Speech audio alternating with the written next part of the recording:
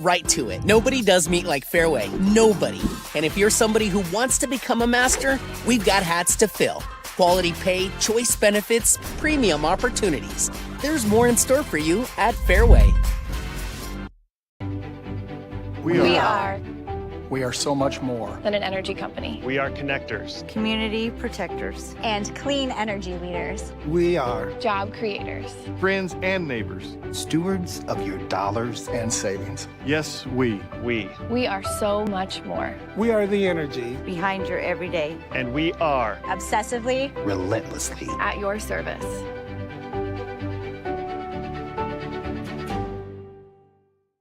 It's the Black Friday sales event all month long at Schattenkirk Chevy Waukee with over 350 qualifying used vehicles, 5 cars under $1,000, $99 payments. Cars will be sold for just $1.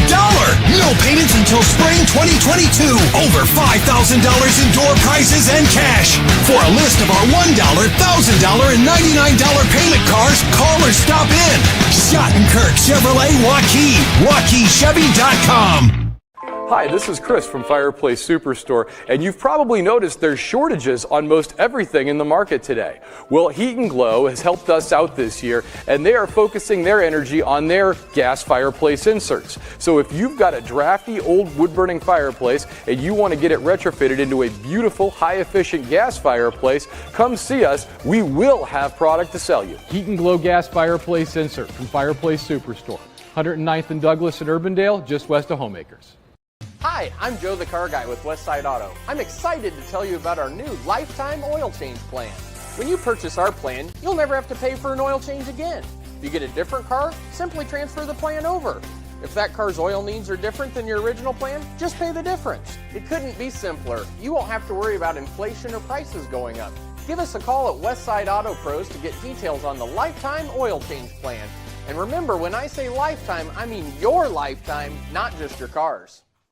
Hi, it's Amanda with Holt Plumbing and Heating. With inventory tight, Holt not only anticipated the need, but took the risk of stocking up on our most popular products. While our competitors scramble to find furnaces, air conditioners, and water heaters, we have plenty of stock, ready to be installed. Even though we have extra products, now we see demand at an all-time high. To sweeten the deal, we are also offering 0% financing on your new purchase.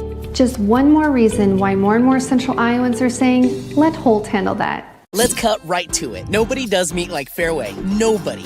And if you're somebody who wants to become a master, we've got hats to fill. Quality pay, choice benefits, premium opportunities. There's more in store for you at Fairway.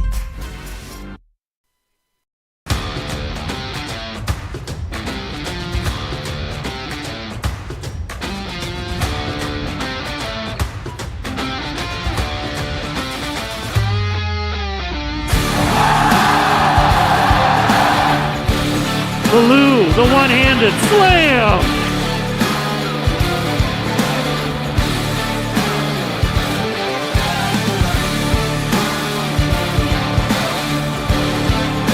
Has it! Touchdown!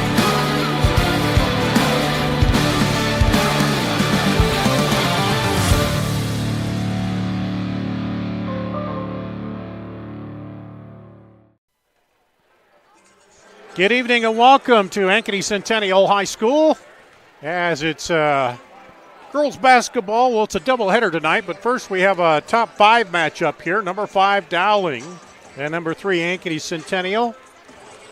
Dar Danielson and Andy Pollock back together again. It's been a few weeks, but we went years, and now we're 2 games in the same year. What's going on here? I think it's a big game tonight. Yeah. Number 3 versus number 5, I think that's what brings us together.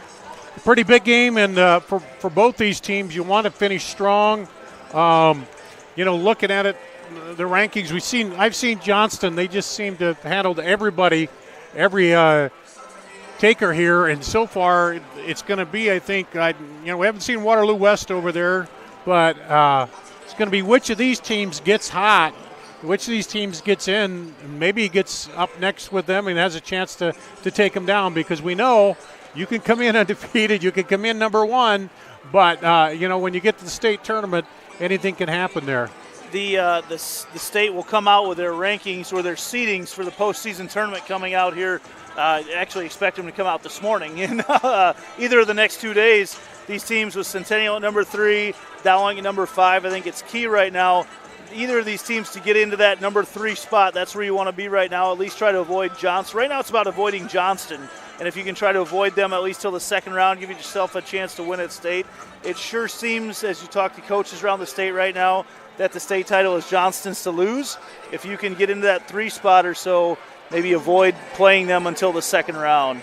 Yeah, because then you have a lot of things that come into play.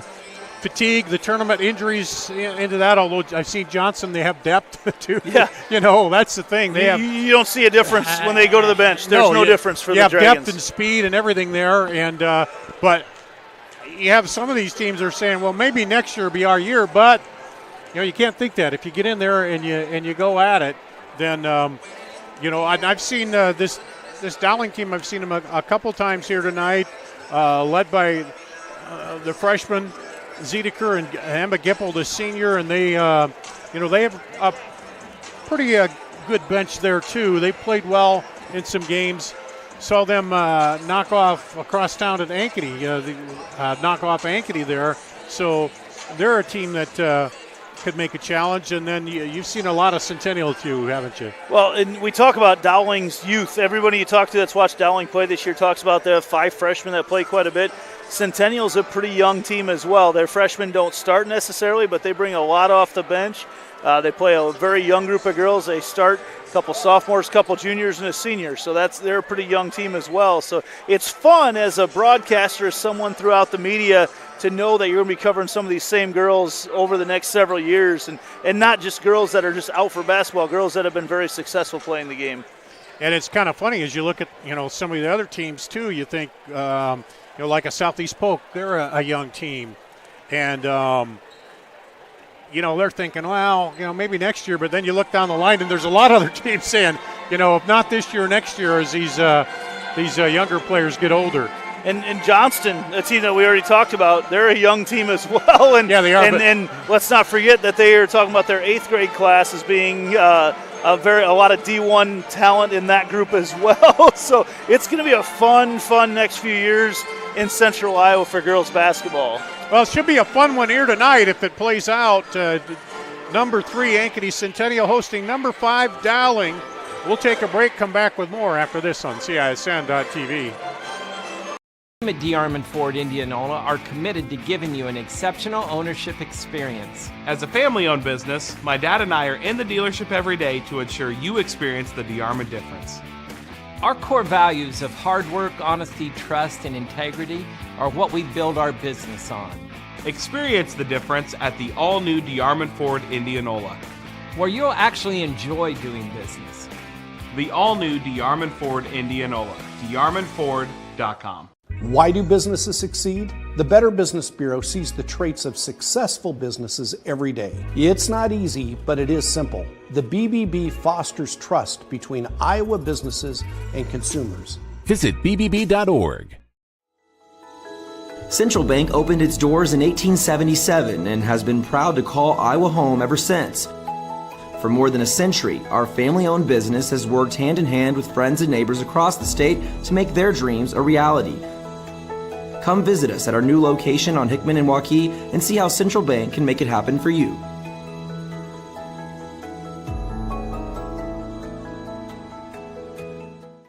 Let's cut right to it. Nobody does meet like Fairway. Nobody.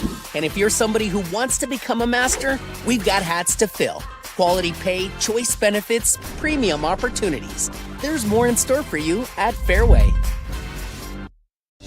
At Holt Plumbing and Heating, our team is clean-cut, professionally dressed, and always training to be the best. We have families too, and we understand that nothing is more important than keeping them safe and comfortable. Our passion is to be the clear first choice for all your plumbing, heating, cooling, and home service needs. A high-quality job with a smile and a little extra wow. I would like to personally invite you to experience Holt Plumbing and Heating and find out why, for over 70 years, families all over central Iowa say, let Holt handle that. Hi, I'm Joe the Car Guy with Westside Auto. I'm excited to tell you about our new lifetime oil change plan. When you purchase our plan, you'll never have to pay for an oil change again. If you get a different car, simply transfer the plan over. If that car's oil needs are different than your original plan, just pay the difference. It couldn't be simpler. You won't have to worry about inflation or prices going up. Give us a call at Westside Auto Pros to get details on the lifetime oil change plan. And remember, when I say lifetime, I mean your lifetime, not just your car's. Here at Ankeny Centennial High School, the Jaguars getting ready to take on the Dowling Maroons. And Dar Daniels here along with Andy Pollock as we get ready for the starting lineup. It's going to dim the lights here. And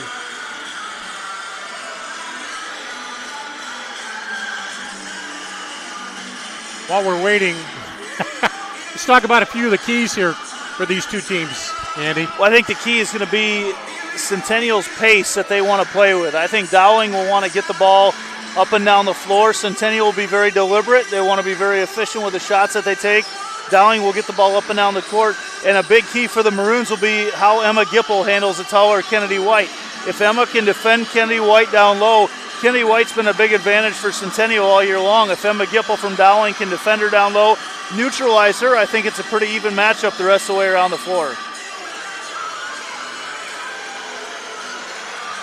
So waiting for the hype video to end, and then they'll do the.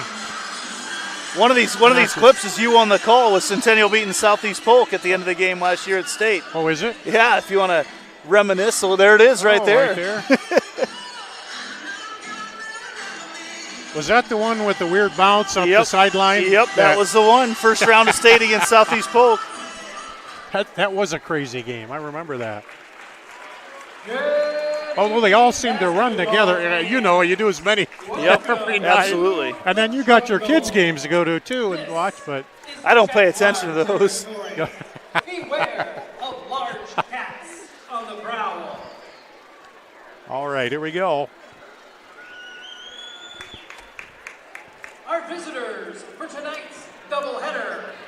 Please welcome the fans, coaches, and players from the Dowling Catholic Maroons.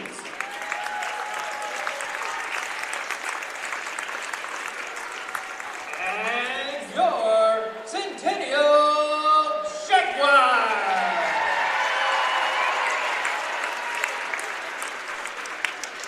It's time to introduce our starting lineups for game number 1.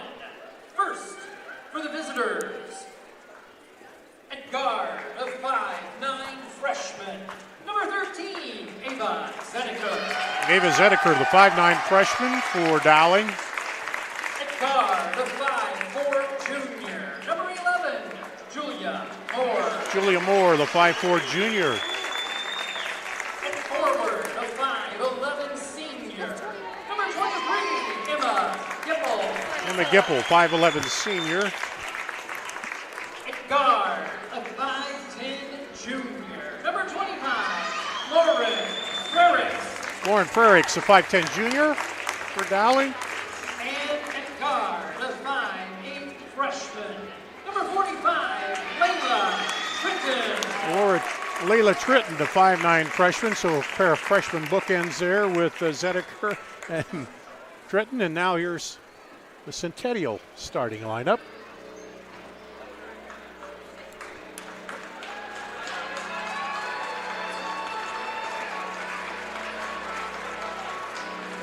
And now, here are the starters for your Centennial Jaguars. At guard, a 5'6" junior, number 10, Avery Porter. 5'6" junior Avery Porter. At guard, a 5'7" junior, number 11, McKenna Clark. McKenna Clark, the 5'7" junior.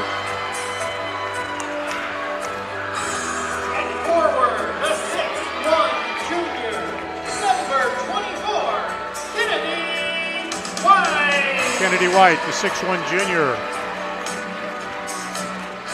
Starting at guard, a 5'8" senior, number 25, Cleo Murray. Leo Murray, the 5'8" senior.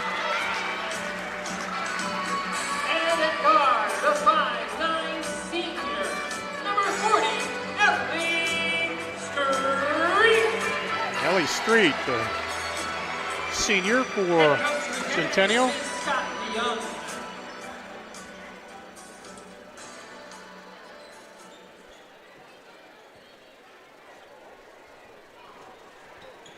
And now, please welcome the Ankeny Community Choir. Chorus.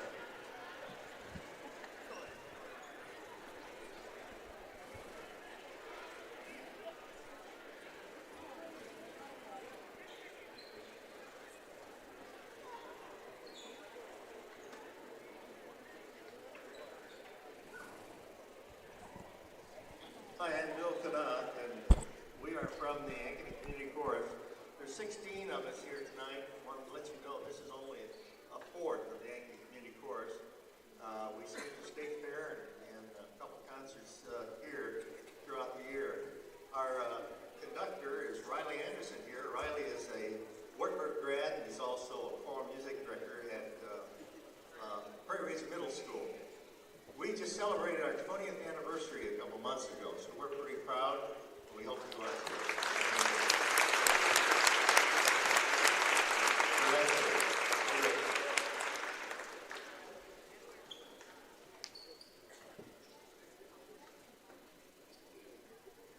And now, to honor America and those who have served along with their families, we ask that you please rise and remove your hats as we turn and face the flag for the singing of our national anthem.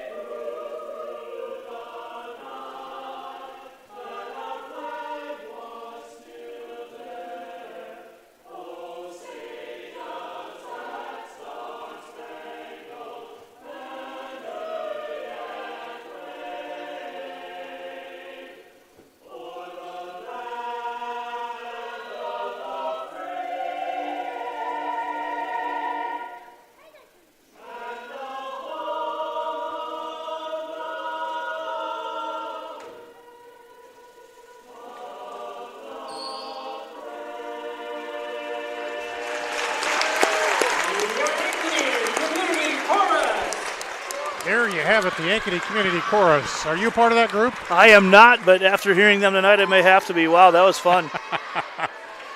All right. Almost done with the preliminaries.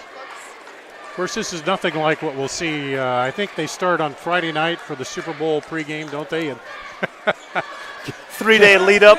Yeah, the lead up there. Get ready for that one. And tonight it's number 3 Ankeny Centennial, number 5 Dowling Catholic. Gar Danielson, Andy Pollock here with you. Randy at the controls. And a good night. Which elementary school did you say here tonight? Ashland Ridge Elementary, right in my own backyard. Oh. So, in fact, my daughter will be shooting free throws at halftime tonight. So. We'll have to keep an eye out, see how that goes. Oh, she'll hear about it from her sisters if they don't go in. Yeah. All right. Set to get it underway here. The players are on the floor. The fans are ready. Here we go. Kennedy White and Frerichs and Dowling controls the tip. Zediker will start it out.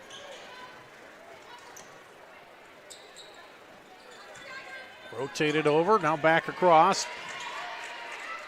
Get Zediker cutting down the baseline, but she couldn't tip to it. Did a good job of identifying her, not let her pass that back out. One of the things that Centennial's really good at is using that baseline as another defender. They'll force you uncomfortably up against that baseline. That's exactly what they did to Zediker there. Here comes Ankeny. McKenna Clark lobs it in to Kennedy, and it's up and good. Face guard Emma Gipple, on the front side of Kennedy White. No one there on the help once they got it over top of her. Moore with it. She spins down the lane, kicks it outside to Frericks. She down the lane up against Kennedy. Kennedy might have got a hand on that one. Rebounded by Dowling. Crossed the lane and too much contact underneath. I think Frericks will be called. Yeah, as Gipple kicked it over to Frericks. Frericks was right there. But Cleo Murray kind of caught in no man's land there in a bad spot. Frericks gets a couple shots at the free throw line.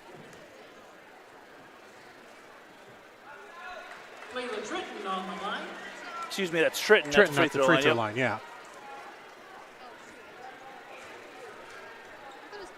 A lot of ponytails covering up numbers from up here. I know. And it was Cleo Murray with the foul. And that's something that'll be interesting to watch tonight. Centennial and Dowling both have been really, really good on the rebounds all year long. You see that first rebound goes really to Dowling. They win that battle, but two teams very, very good on the defensive glass. Gipple comes into the game averaging almost 13 rebounds a game, keeps a lot of possessions alive, gives Dowling a lot of second chances. Julia Moore backs in, left-hander up, no good, and knocked out of there by Gipple. Gipple crossed the lane to Zediker, up and good. Really creates a fast break opportunity when Gipple gets that bouncing around offensive rebound, getting over to Zediker. Here's Centennial with it. See if Dowling will elect to face guard Kennedy White again. Murray throws it across to Street. Street drives. Has it knocked away, it'll stay with Centennial. Yeah, good defense by Layla Tritton. Able to get a hand on the ball as Ellie Street shot it up there. Street not really known as much for her offense, but took it at the glass that time, but Tritton with good defense. They lob it out deep to Street. Both teams man-to-man defense here early on. Back over Street up top. Clark looked at the three, decided not. Street drives in. Now they cut across. Over to Porter. Porter cross court. Murray looked at the three. Centennial being very patient here. Kennedy comes up to the free throw line.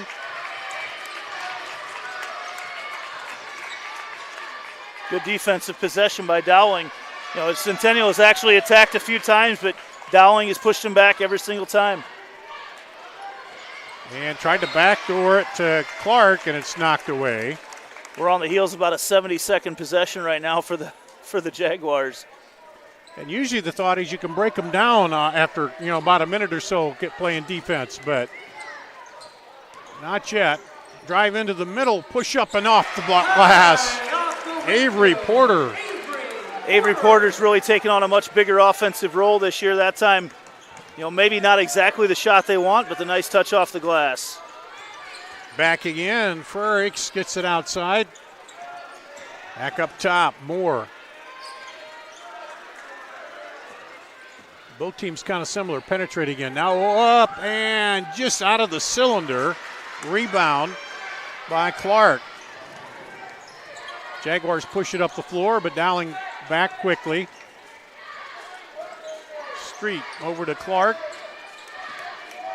They continue to work on that face guard on White when the ball's on her half of the court.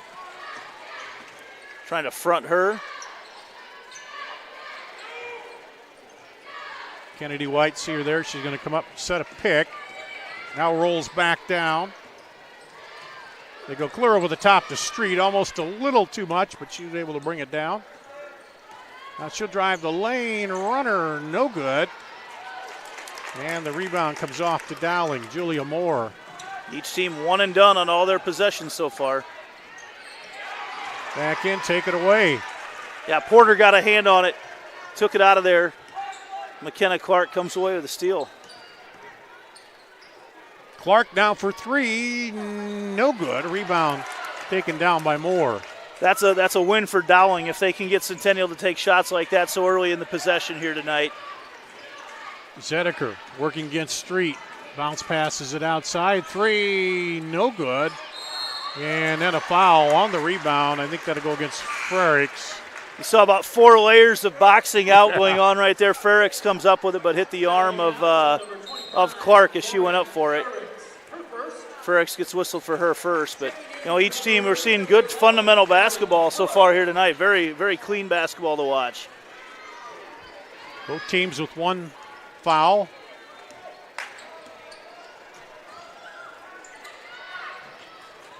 White with it. Now they lob it down low and found the matchup there by Cleo Murray. It's not exactly a mismatch, but Cleo Murray with a really quick release makes it impossible to block her shot down there on the low post. So a mini 4-0 run here puts Centennial up by 4. You get the feeling that a 4-point lead could be really, really big in a game like this, the way the tempo's gone so far. You're able to widen it all. Back cut there. Nice move, but it didn't quite go. As got under the basket. Moore just a bad angle really to get it up off the glass like you'd like to at that situation. Just about made the circus shot, but now you got to defend if you're Dowling. Gonna get underneath, block, put back, no good. White battling for it, and it's pulled out of there by Moore. Well, White had position, but Julia Moore backing up to her really got a reverse box out, able to take the rebound out of there. There's a long 3, good! Zediker. Zediker, the leading scorer for Dowling, in just a little bit of space. It doesn't take much. She's able to knock it down. Yeah, Zediker averaging 13, shooting 39% from three-point range. Ooh, Clark thought a little bit about that 3, decided not to uncork it. Now she sets and drives and gets the bucket. McKenna Clark battling through a lot of contact, and that's one thing she's been very good at this year, is able to switch over to the left hand, kiss it up off the glass and in. 4 baskets, 4 different Jaguars have scored here in the early going for Centennial. And there's a travel by Heller. She got into the ball game there. Off the bench. She's been a good freshman sub for them. Yeah, Heller decides to go right at the basket and just there's a hand that got put on the basketball, and one of the situations could have been a jump ball as well, but she got whistled for the travel. Jaden Pratt into the lineup for Centennial.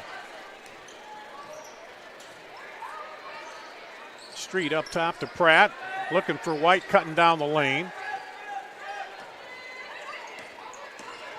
Pratt gets a little bit of a screen there from White as she spins back inside, poked away.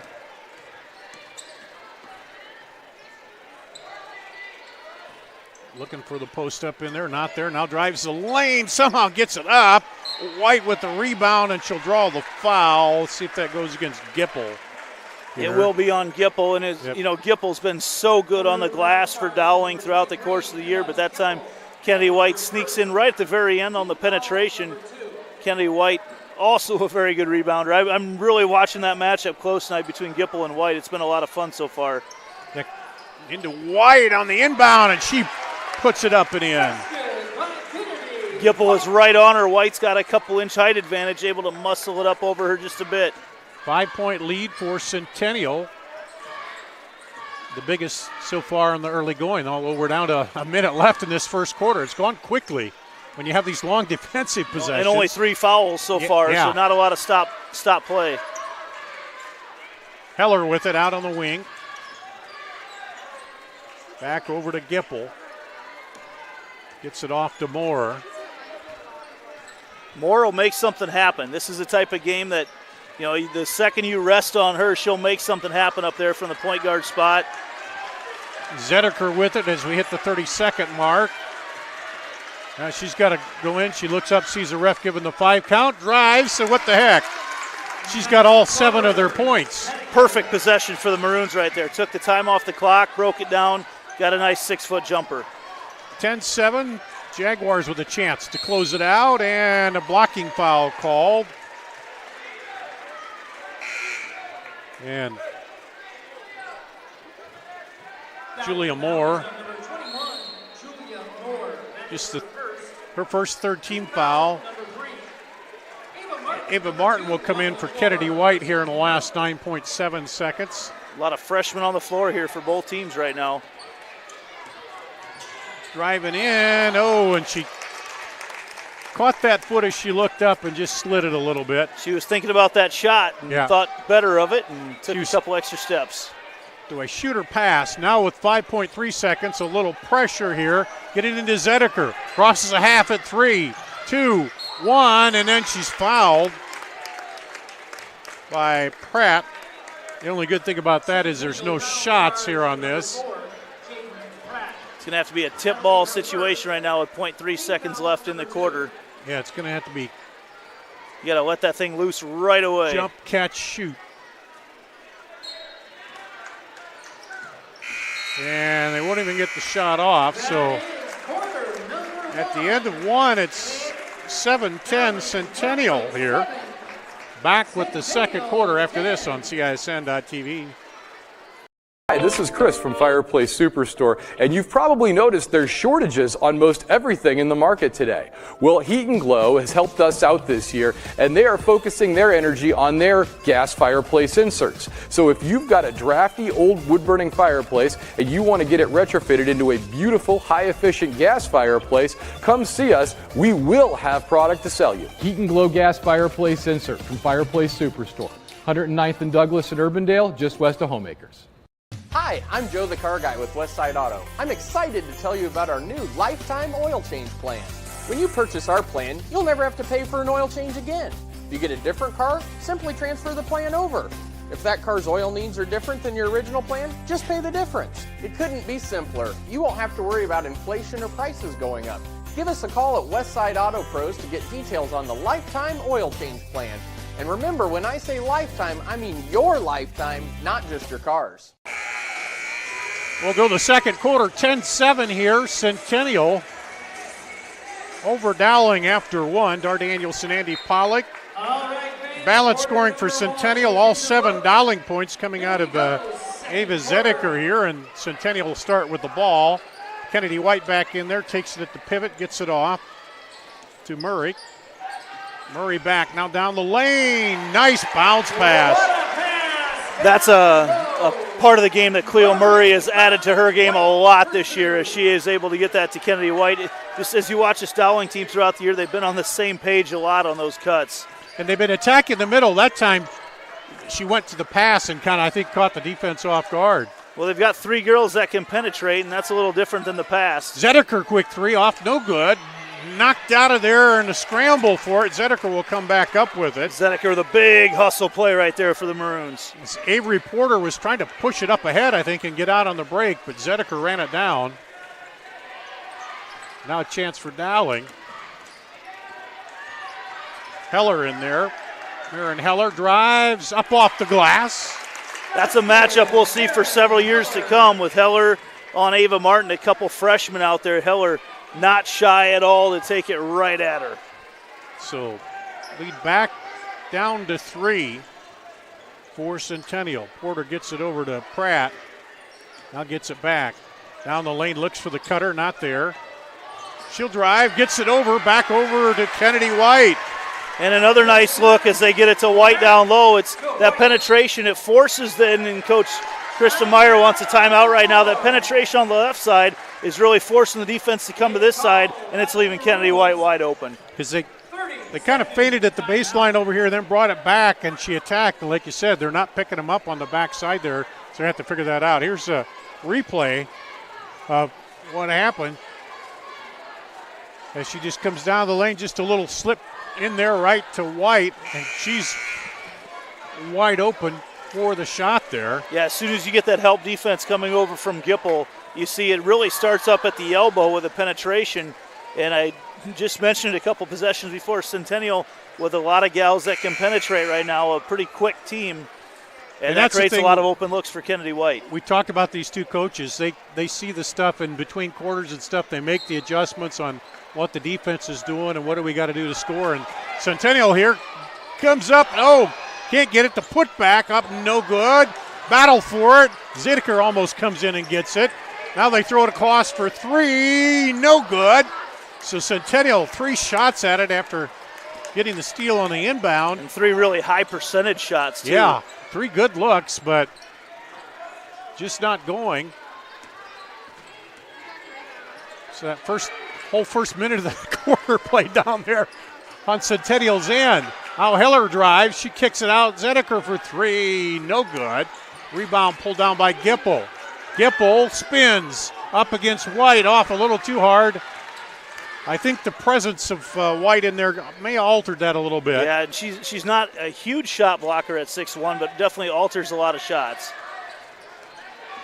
She couldn't just spin and throw it right up off the glass. She knew that. Up top, they rotate it over. Murray now back across for 3. Good by Ava Martin. Julia Moore just started to work. A little more of a zone look and started to work to the right side of the floor, and that left Martin wide open on the skip pass. Lead up to 8, the biggest lead here of the game, and then a foul on Avery Porter, her first, team's third. And she's doing what she can to cover Zediker. Zediker, and this is another name, another Dowling name we're going to hear for a lot of years to come. Ava Zediker, the leading scorer for the Maroons, just a freshman, can shoot from all over the court. It's been a while since we've seen a Dowling Maroon, Dowling girls basketball player that could shoot it from anywhere. Yeah. Or maybe just 2 years ago. Tritton back in for Dowling. Also Street back in there for Centennial. Yeah, and you think they may watch those games? Oh, that one is going to stay. Yeah, that's an interesting call. That's Dowling. That was a matrix-type move for Kennedy White to get out of the way. She could have grabbed the basketball, but would have been falling out of bounds. It's interesting how they're not going to double anybody down low right now. Centennial just stays in that man-to-man. They're not doubling anybody down low. It's interesting to see a one-on-one matchup every time they get it down there. And now they got Heller trapped up there. Zediker comes up to get it. Crowd on their feet, loving this defense right now. Zediker driving, doesn't get it to go. Gipple with the rebound, kicks it out, rotates it over for 3, rattles down and out. The miss by Tritton. It's a great look on the extra pass to have Tritton wide open, but just not able to knock it down right now. McKenna Clark takes it hard to the hole. Looks like she got an extra skip in there, but no call, but yeah, it sure looked like an extra step. Battled through some contact. One of those, the officials just let it go. 10-point lead here for Centennial. Dowling needs a bucket. Oh, that one just off. Gipple battling for it. She draws the foul. Watching Gipple throughout the course of the year, and the best way to describe it, she's crafty around the basket. It's not just on the offensive end, but what she does to get rebounds. She finds herself constantly in position to get rebounds, whether on the offense or defensive end. So the replay there on the shot, that foul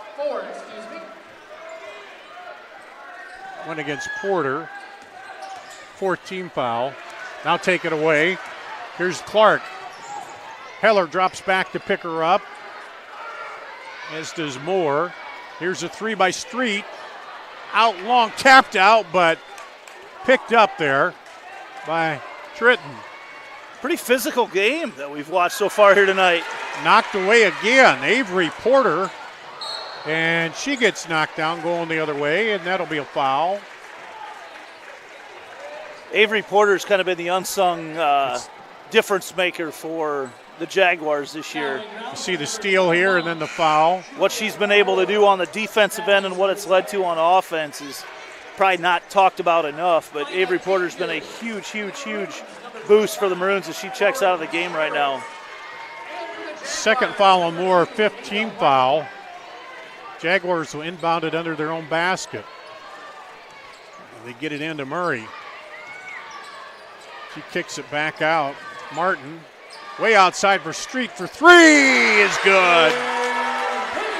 Again, that penetration leaves Street wide open, and Street, not the one that you identify in the scouting report as a shooter, but heck, she's wide open right there. You might as well take that shot. Lead up to 13. Coach Meyer letting them play through it here. I think it's just good defense. You got to set some screens maybe. Now backing in. No double team. Kicks it back out to Heller. Heller drives, kicks it outside to Tritton. Now knocked away. No, kept back to Tritton. There's a three off, no good. And then there's a scramble inside, the foul be called. It's on Kennedy White, and it's one of those situations that it happens quite a bit. She's in position. She's in the best position, exactly what you teach, but just clears out so much space. Yeah, you got to call a foul on her in that situation. Kind of stumbled and backed into some people, and so, yeah. Dowling just defense for the Jaguars right now. They've got Dowling completely flustered on the offensive end. Yeah, it seems like they look up everywhere there's a white shirt on them. Now backing in, turning, no good, off the glass by Frerichs. Rebound comes down to Clark. Centennial continues to not double anything down low. Oh, that was a good look again, but Centennial continue. They don't double. They've taken away. They're not afraid of anything down low. They've taken away all the three-point shooting. Dowling a decent shooting team, but they've taken all of it away, and that's how they're going to defend them right now. It's interesting because there's a lot of talk coming in here tonight about the high-flying Maroons and how Centennial was going to defend them. Will they pack it in with a zone? And they've really done just the opposite right now. And they've gone one-on-one down low, trusted their defenders, trust their technique. And man-to-man, and then the guards have come way out in the man-to-man, too. There's just nothing. There's just nothing for them. They haven't had to worry too much about down low at this point. Heller on the drive. She cuts through, and she'll take that. And yeah, the freshman deciding to take over, and Heller, you can tell she's wanted to drive so much throughout the course of this game, able to convert one there on the offensive end. Dowling needed that bucket. Makes it a 22-11 lead. Now quickly on the drive, pull up, no good. Rebound Gipple.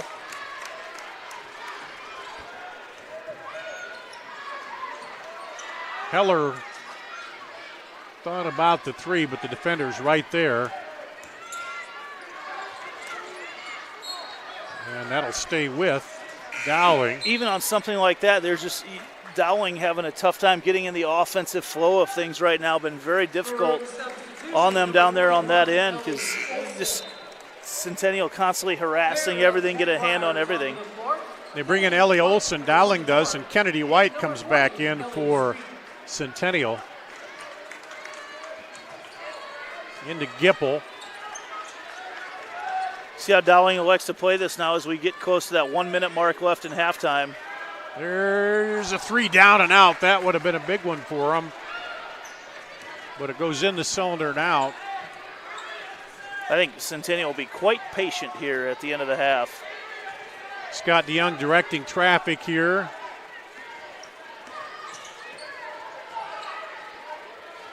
Get it to White at the free throw line. She looks for the cutters through. Now post up down low and a block by Zediker. Good defense by Zediker. Stayed right on the back hip and able to reach across with her arm to get the block. As Murray tried to go up. 36.2 to play here.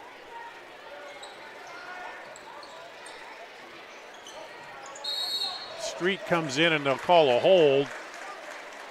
The Street came down the lane. That'll be number 5.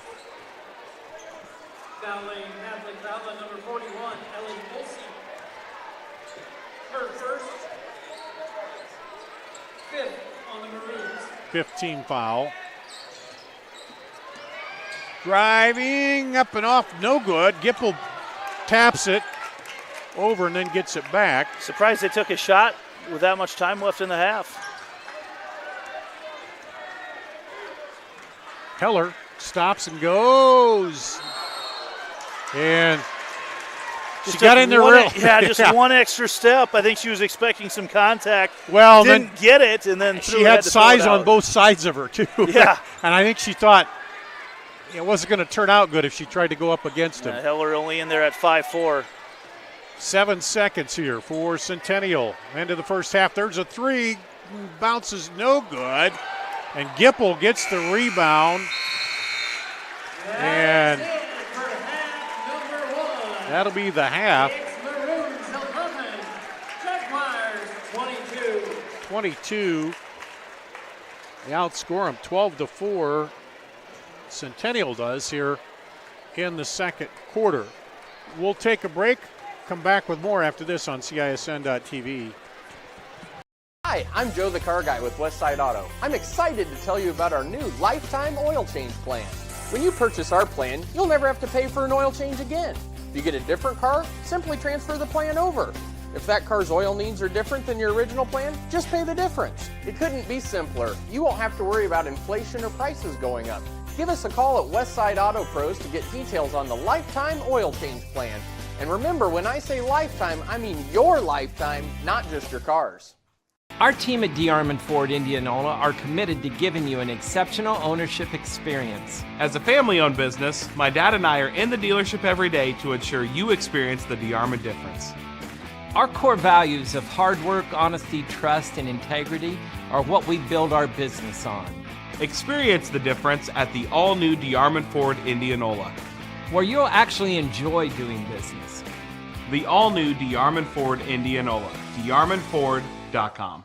Why do businesses succeed? The Better Business Bureau sees the traits of successful businesses every day. It's not easy, but it is simple. The BBB fosters trust between Iowa businesses and consumers. Visit bbb.org.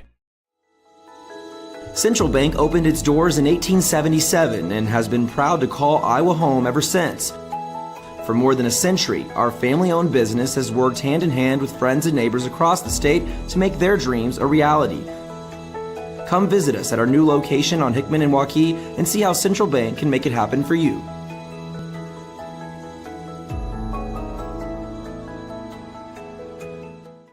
Let's cut right to it. Nobody does meat like Fairway. Nobody.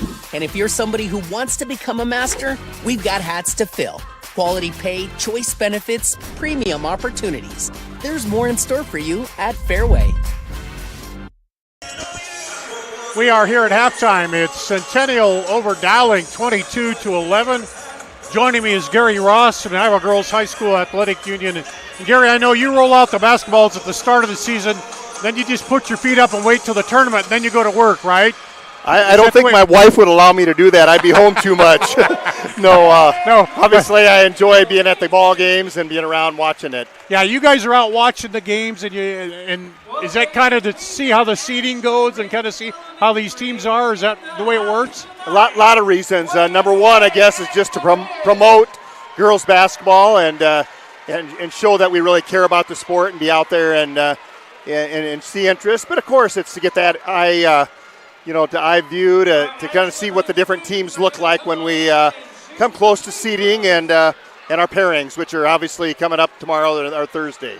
Tomorrow or Thursday will be. That was just going to be my next question.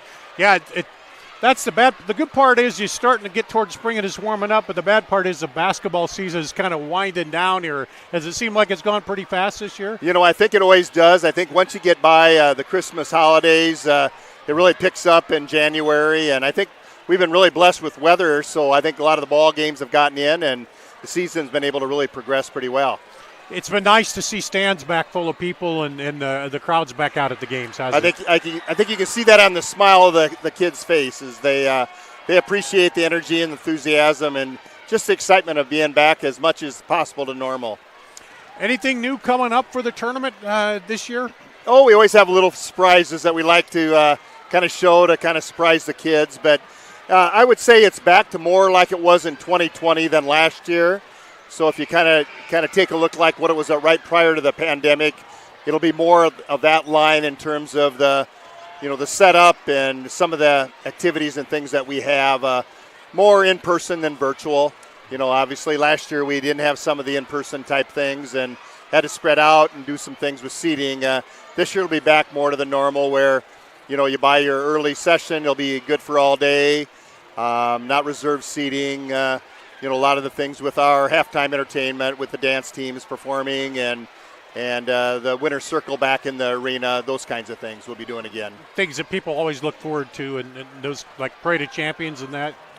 Back normal. Yeah. It's interesting sometimes when you go through a pandemic such as that, you'll learn some things, and we found out there's some neat things you can do with videos too. So I think we're going to kind of do a little of both. We're going to do the in-person, but also while that's going on, have some video to go along with it. I think it really adds a little feature for it. Yeah, kind of the only good thing about it, you get to sit back and see what all this stuff you've been doing like this for years, and then was that the right thing to do? And then there's new things to do, and it kind of gives you a wider perspective of what has gone on, doesn't it? Oh, for sure. I think we found that in all of our sports, that there's some things that we did as a result of the pandemic that we kind of liked and we've kept. And then there's others that we say, no, we want to go back and do the things the way that we had prior to, obviously, COVID. We've been talking a lot of basketball, but I know the big announcement was girls wrestling is going to be a sanctioned sport. Tell us about that. When does all that get started? Well, obviously, Aaron Kirtley is a staff member that's been assigned to that area. And interestingly, people may think that it just came about now, but it's the discussions and things have been going behind the scenes for a long period of time. And obviously, getting the commitment from the schools is an important part. We want to do it the right way, and we want to make sure that we had the backing by the schools to, once it does become sanctioned, that it's going to be done the right way. And so, right now I know Aaron is forming an advisory committee that's going to consist of coaches, officials, administration from around the state to kind of look at the finer points of what the season and what everything will look like. We're not sure yet. We have ideas, we have a great plan, but obviously we want input from those involved to be able to help us out. Yeah, I laugh because I'd see online or Twitter's, well, why don't they do it now? Well, you can't just say we got 4 or 5 schools that like to do it. Okay, let's do it. You have to build it up, and there's a lot that goes into it and a lot of things involved. But it sounds like it's been kind of picking up momentum among the schools and the girls. Oh, for sure. And I think the thing that people don't realize is once you do it sanctioned way, it has certain restrictions. And I think right now they can do whatever they want in terms of traveling, going out of state, etc. But when it becomes a sanctioned sport, now you follow the guidelines and rules as set forth by the union in this case. And so, people need to understand that, you can't do things maybe the way it had been done before. One final thing before you go, we were talking beforehand.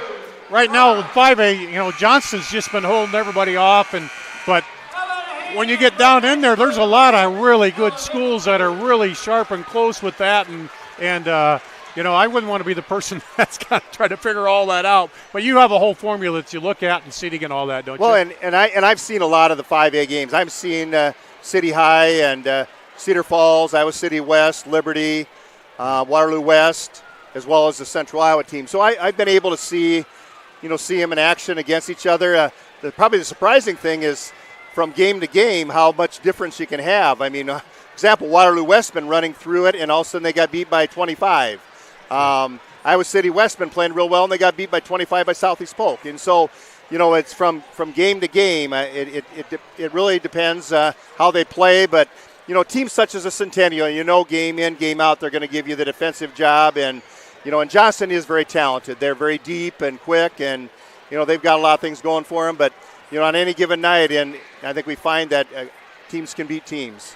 Well, we're running out of time. I appreciate your time. It's good talking with you as always, and look forward to seeing you over at Wells Fargo. Yep, awesome. Thanks for having me. I appreciate it. And Gary Ross from the Iowa Girls High School Athletic Union. We'll take a break here on CISN.TV. A Black Friday sales event all month long at Schattenkirk Chevy Waukee with over 350 qualifying used vehicles, 5 cars under $1,000, $99 payments. Cars will be sold for just $1. No payments until spring 2022. Over $5,000 in door prizes and cash. For a list of our $1, $1,000, and $99 payment cars, call or stop in. Schattenkirk Chevrolet Waukee. WaukeeChevy.com. We are so much more than an energy company. We are connectors, community protectors, and clean energy leaders. We are job creators, friends and neighbors, stewards of your dollars and savings. Yes, we are so much more. We are the energy behind your everyday, and we are obsessively, relentlessly at your service.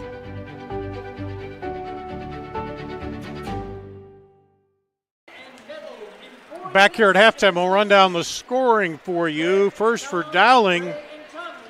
Not hard to run that down. Ava Zedeker had 7 points, all those in the first quarter. Then Marin Heller, 4 points, all those in the second quarter for their 11. For Centennial, pretty balanced. 8 for Kennedy White, 4 for McKenna Clark, a 3-pointer each for Ellie Street, Ava Martin, then a bucket apiece for Cleo Murray and Avery Porter. Emma Gipple, I'm told, did have 9 rebounds. She has not scored yet, so for Dowling, it's just a matter of Coach Myers finding a way to get through this Centennial defense. It's been in your face, right up there, tight defense entire game so far. Well, it's going to take not as much. Their general cutting that's happening is not freeing them up. It's going to take some off-the-ball screens to try to get some girls freed up. Maybe grab a couple open looks down low. You know, Dowling as a whole not shooting horribly, but just haven't had a whole lot of opportunities to shoot the basketball. A game that the possessions have been limited, very much so, and they've got to be very, very, very efficient with the shots that they take. Yeah, and they had a couple, those threes that down and out, and then sometimes that happens, you just start pressing a little bit, but we'll see if they kind of come out, how they start this second half here. They've had 4 opportunities that, on the offensive glass to continue possessions, but just not able to finish things off a whole lot. And that's honestly, that's what you see constantly out of a Scott DeYoung coach defense, is they limit you on possessions and they give you 1 chance, and that's about it. Well, Dowling will get the ball first to start the second half here. Came in with the Ankeny Centennial, rated number 3, Dowling rated number 5. Thanks to Gary Ross for joining us there at halftime. Up top with it, Zedeker to Gipple. Even right now, you see Dowling just having to run their offense, 25, 30 feet away from the basket. Now Zedeker up, no good, and then pulled down by Street. She was almost battling Kennedy White for it there. Porter in there looks like the starters. Cleo Murray for Centennial. Murray tried to pass it in, knocked away by Gipple. Sent it outside to Clark. She drives up, no good. Rebound by Gipple. Gipple, quick outlet to Zedeker, but Street gets the arm up. But still, Dowling comes down. Good recovery by Tritton. There's a chance they don't have the Jags are not set up on defense. It's a chance for Dowling right now. Here's Zedeker for 3, no good. Rebound pulled down by Porter. And that one in and out. Ellie Street decided to make it a one-on-one. It's a good matchup for her, just not able to finish. Down the lane, and the foul called on Clark before the shot. First foul of the second half here. First one on Clark.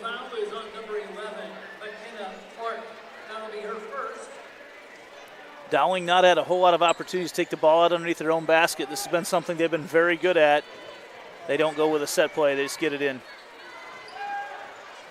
They're set up in that box, but just ran a straight throw in there. Now Gipple with it. She'll go one-on-one with White. Backs her in. Spins up and through.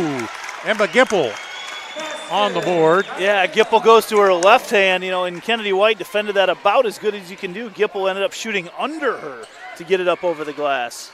Gipple, second leading scorer, averaging about 10. There the ball kind of gets knocked around. Now down the lane and up as Cleo Murray picks it up and takes it. Kennedy White probably should get an assist for that, the way she boxed out the entire Dowling defense with Murray on the drive.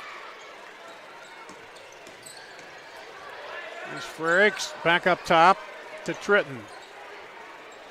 Over on the wing to Moore. Moore drives in between 2 defenders. And a foul late called. It'll be a 2-shot foul.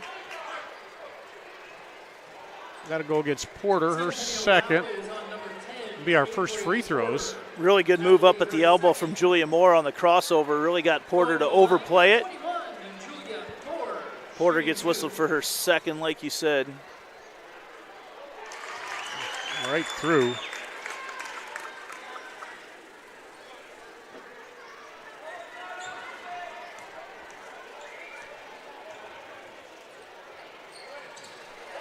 Well, believe it or not, that cuts it below double digits here. 24-15. Dowling needs a little bit of a run here. Yeah, and Centennial's had some good looks on the offensive end this half, just not able to convert. Porter pulls up, no good. Rebound to Zediker. Not a bad look. She'll push it up the floor quickly. Good long arms knocked away by Murray. But again, just enough to get you out of the flow on the offensive end for Dowling. Marion Heller will come in. Heller was a spark, the freshman off the bench. Freshman for freshman there for Tritton.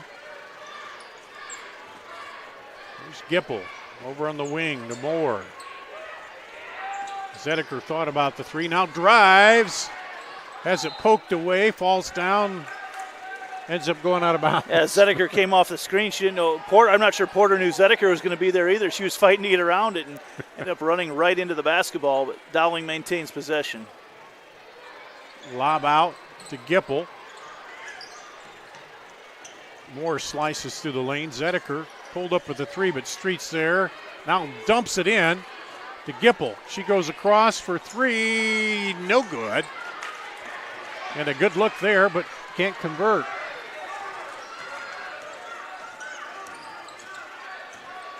I think you'll see Centennial be pretty patient right now. Yep. Down the lane, no.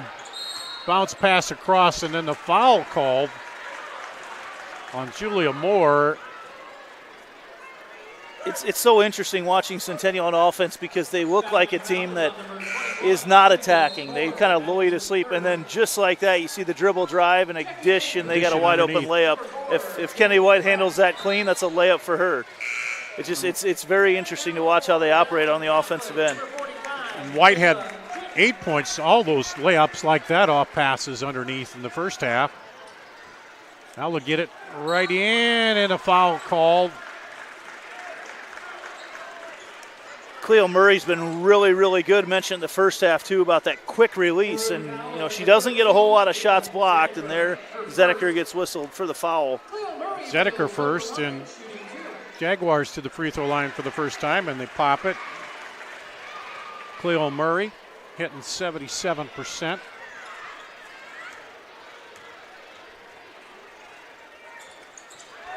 And hits a second. And gives her 6 points. Lead back up to 11.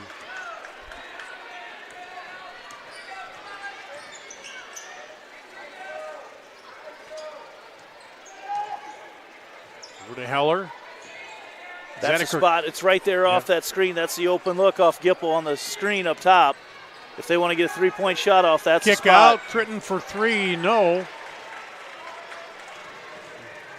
Zediker hit 1-3, but otherwise Dowling has not hit well from outside. They shoot about 33% from three-point range.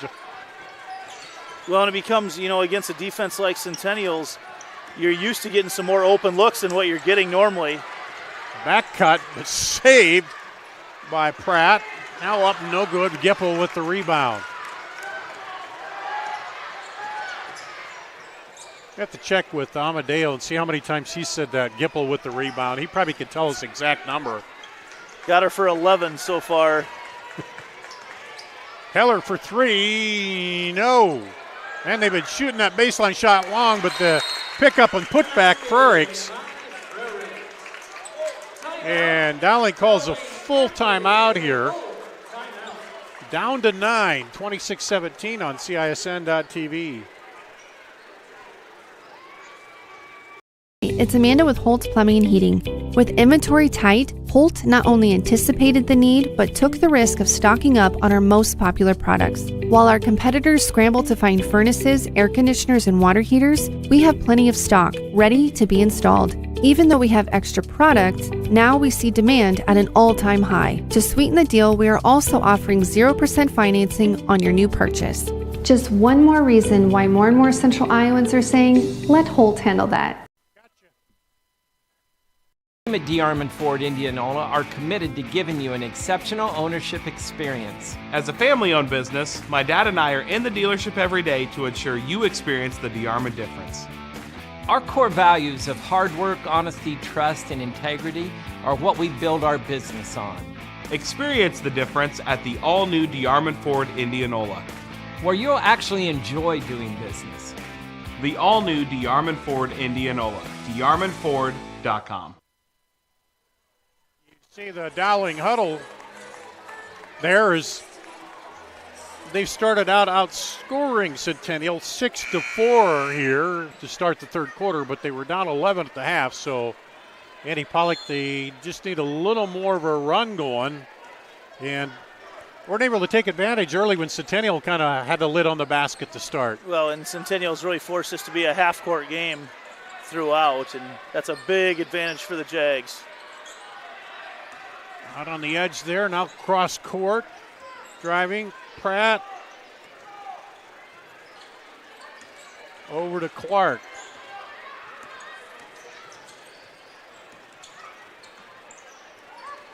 Murray gets it off. Pratt inside to White.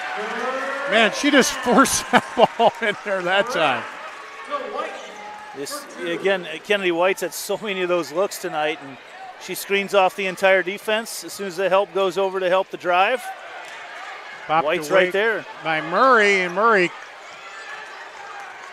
trying to give her just a little nudge, a little too much. Yep. And that again goes back to the way Centennial likes to use that sideline as a defender that time. Way too much contact.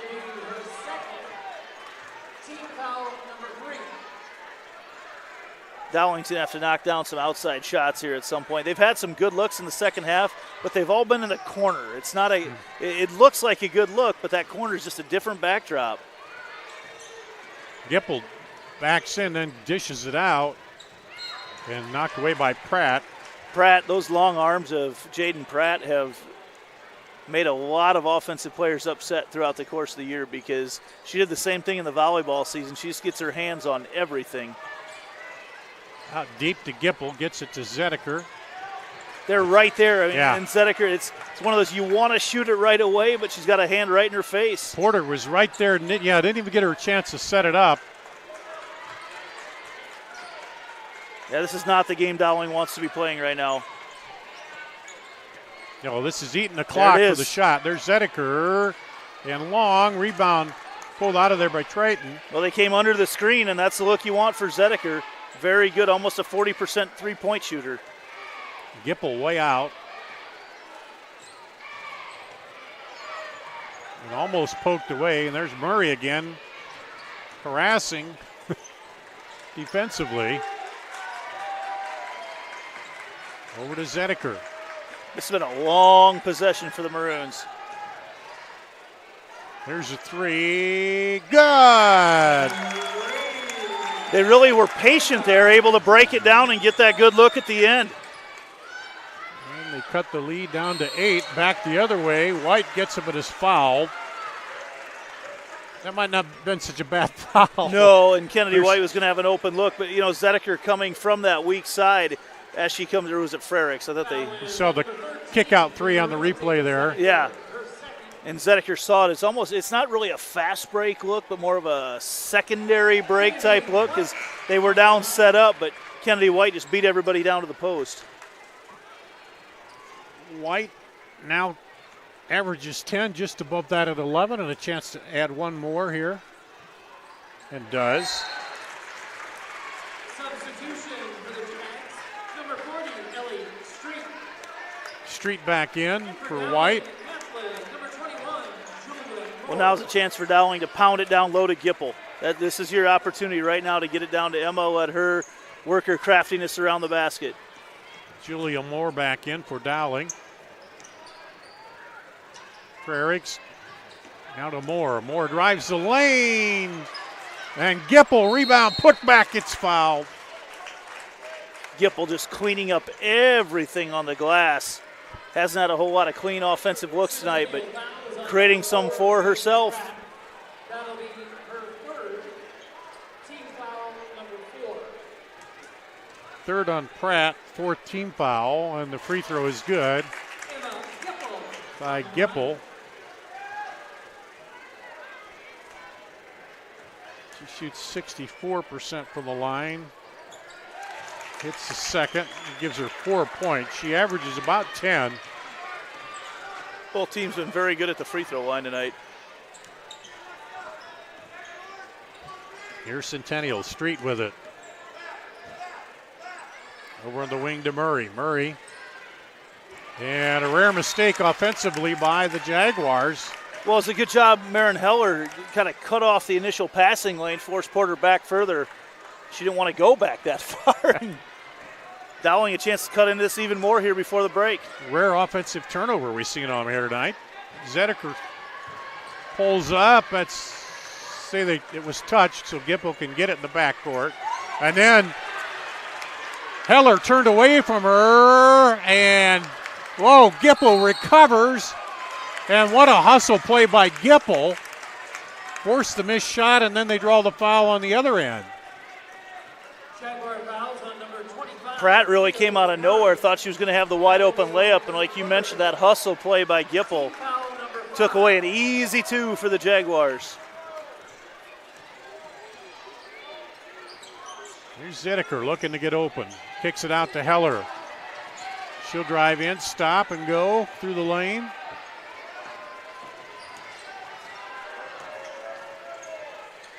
On the drive, no good. Rebound, pulled down. Now knocked away from behind, a scramble with 8 seconds. Gipple comes away with it. She'll go down, kick it out. Zedeker for 3, no. And they almost got one at the buzzer. But we'll go to the fourth quarter. 30-22. Centennial up by 8 here on CISN.TV.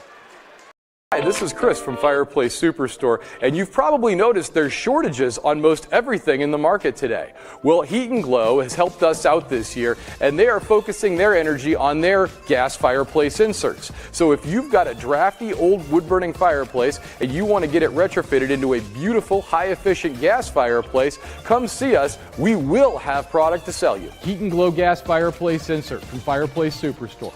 109th and Douglas in Urbandale, just west of Homeacres. Hi, I'm Joe the Car Guy with Westside Auto. I'm excited to tell you about our new lifetime oil change plan. When you purchase our plan, you'll never have to pay for an oil change again. If you get a different car, simply transfer the plan over. If that car's oil needs are different than your original plan, just pay the difference. It couldn't be simpler. You won't have to worry about inflation or prices going up. Give us a call at Westside Auto Pros to get details on the lifetime oil change plan. And remember, when I say lifetime, I mean your lifetime, not just your car's.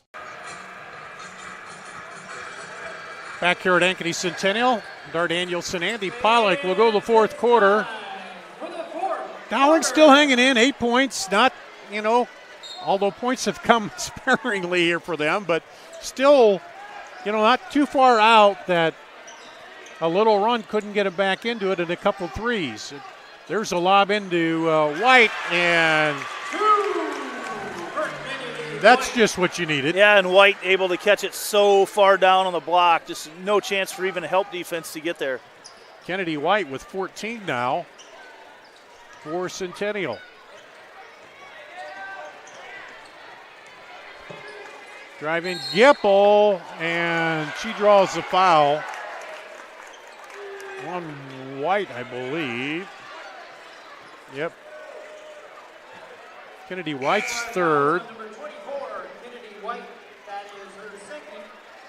16 foul now on Centennial. Dowling sets up.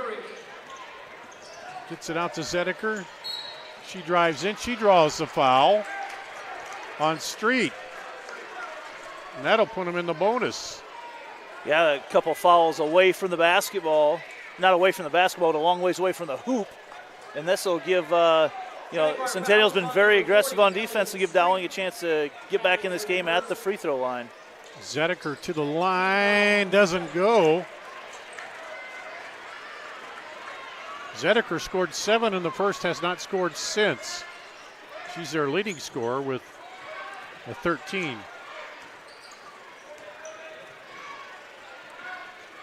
Here's Centennial with it. The latter stage of that third quarter really got into a Dowling wanting to run, and Dowling was able to call an offensive foul there on Murray. I think on Murray. That'll be 4 on Cleo Murray. The latter stages of that third quarter really got at Dowling's tempo. Here's the replay on that. And Murray just right in. So, had 3 fouls right away here. Yeah, and Centennial now 8 team fouls. So, any of these, there won't be any free throws with that one, but any from here on out, they'll be 1-1. Coach Scott DeYoung was asking for a timeout the entire time, never got it. Here comes Dowling, just under 7 to play here. They trail by 10. Headed down to 8, but Gipple drives in, scoops up and 1. Well, the isolation that the Jaguars have been going with on defense has worked against them the last couple possessions. Here's the replay on that. Gipple just had it in there, kept that arm out stretched and got it in. Free throw no good. Dowling going to try to push the tempo again here. So they missed 2 free throws here in the fourth quarter. And now Scott DeYoung gets a timeout, a 30-second timeout. And it's kind of hard to say, well, back off, don't get those fouls, because they played such tight defense in that first half through the third quarter, and we're playing really tight, not getting many fouls on it. Well, you've seen it tighten up a little bit from the way they're calling things here, too. And honestly, if they're going to do it that way, then you make it work to your advantage on the offensive on the other side. And the formula for the Jaguars so far has been feed that ball to Kennedy White. And honestly, on the other end, it's been let Gipple get the ball to Gipple. The way that Centennial's defending them, get the ball to Gipple in the high post, let her work her magic right now. They're not coming with a double. And at this point, you really don't want to if you're Centennial, because you don't want to create that open three-point look. And Kennedy White has 3 fouls as we get back to action. Clark over to Street. Now lob it in to White again, and this time it's knocked away. Kind of doubled her there. Yeah, and you see they've got Julia Moore has dropped all the way over. They're not paying attention to anything on the opposite side of the floor. Might be an opportunity for a three-point look out there. Get it in to Pratt, now to Street. She'll kick it out. Pull up short, no good. Gipple tries to pull it down, but stripped right back out of there by Clark. You don't see a rebound taken away from Gipple that often. Over to Street. Jags will be very, very patient on this offensive possession. They've already had the ball for over 35 seconds. Yep. Got that lead, wind the clock down a little bit. Clark with it. And there's a hard bounce pass. They tried to get it into Kennedy White. Gipple now will push it up the floor. Now she'll tack. Poked away by Kennedy White. It's really good defense by Avery Porter down there on the other end. I mean, physically went out without her hands and forced Gipple away from the basket. And, I mean, Gipple was going in. That was going to be a good look for Emma Gipple. Yeah, you get her posting up, you're in trouble, but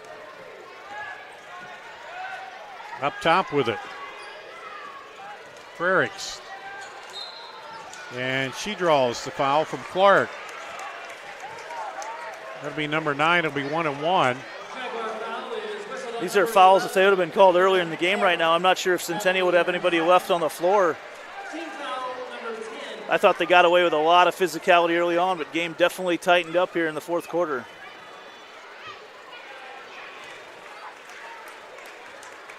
Was that a shooting foul? It was. It's 10 fouls, 2 fouls right now. That's okay. I'm off. I didn't mark the 10th one down. I see. Okay.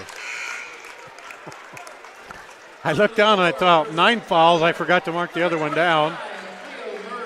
And now the Jags haven't scored for a while as Dowling getting back in the game at the free throw line.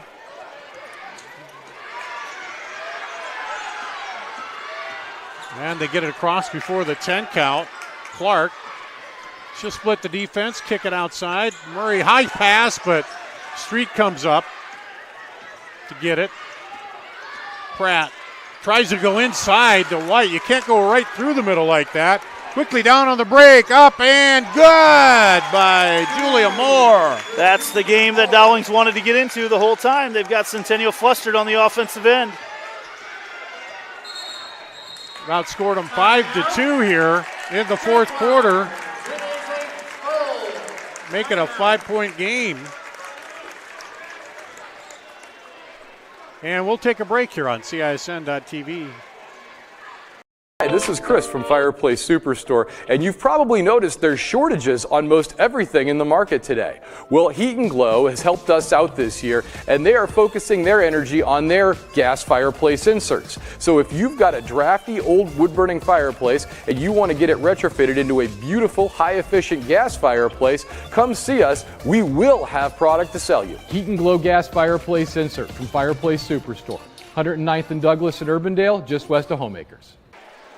Back here at Centennial High School, Dowling tightening it up a little bit, down to a 5-point ball game. Let's take a look at a replay of that last bucket here.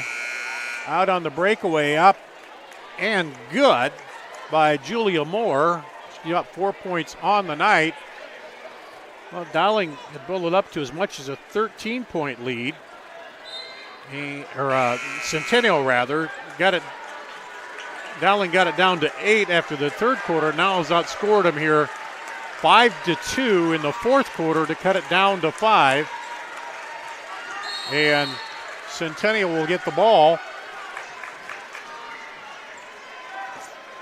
3 fouls called on Dowling, and there's the fourth. I'm just about to say 10 on Centennial. Julia Moore with her fourth. And you have Murray for 4 as well for Dowling. Who? Cleo Murray. Does she have 4 as well right now? Yeah, Cleo Murray has 4. Couple key players. Critton comes in, and that one knocked away by Heller, so it'll stay with Centennial. So now all of a sudden the gap's closed and Dowling's tightened up the defense a little bit. Yeah, here. they've really extended it. They've upped that defensive pressure quite a bit. Centennial's had a tough time handling it. All those passing lanes that seemed to be wide open earlier closed down a little bit. Now there's Gipple. Fronted Kennedy White that time.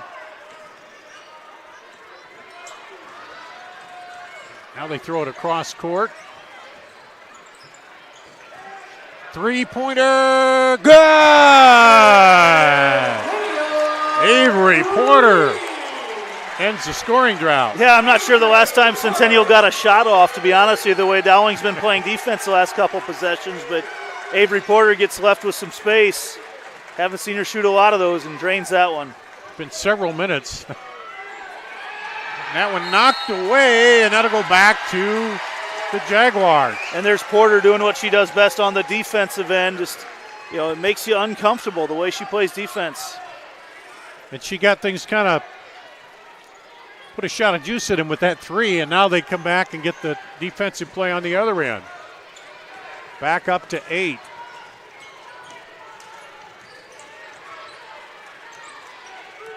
Street pulls it out.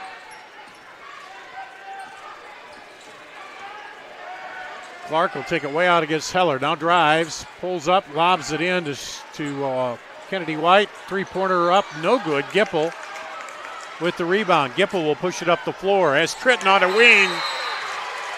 And mad at herself. Yeah, because as Tritton decided to cut towards the basket, just a little bit of a miscommunication. And she was starting to cut toward, and I think Gipple wanted to give it to her and cut herself. It's just too late in the game for wasted possessions right now. Yep. Heller all over Clark.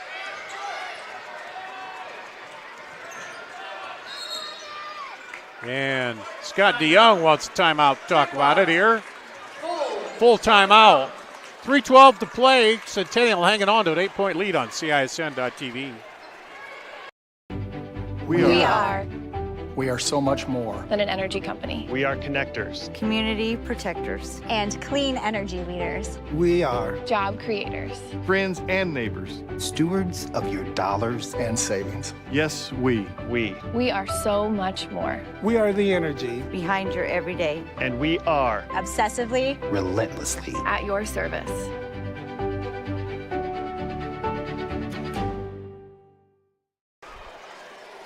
Here at Centennial, you see the Jaguars in the huddle, talking it over.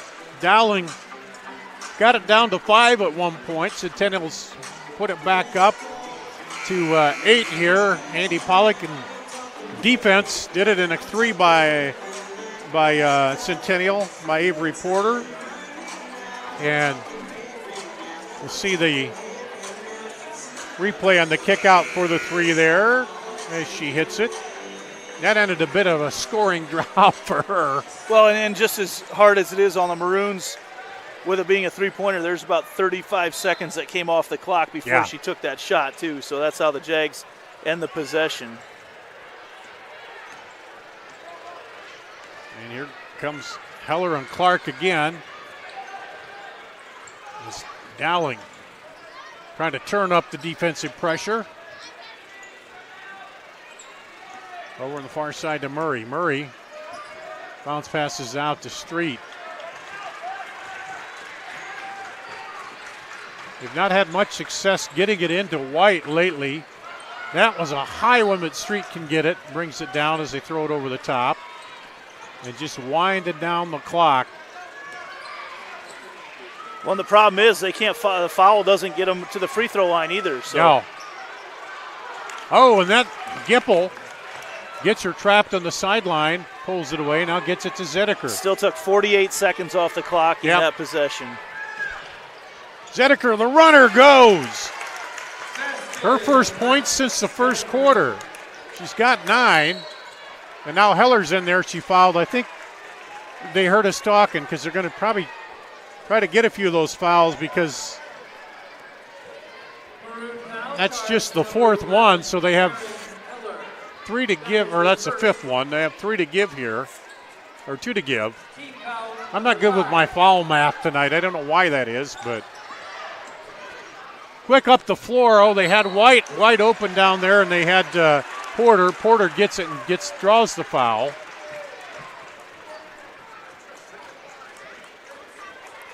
Dowling having to really pressure a lot on the defensive end, creating some run-out looks for the Jaguars. And that's going to end the night there for Moore.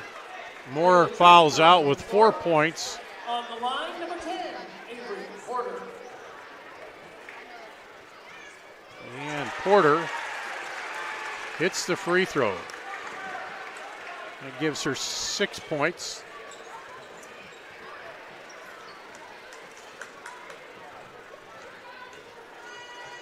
Second one. Bounces high. Gipple with the rebound. Again. Yeah.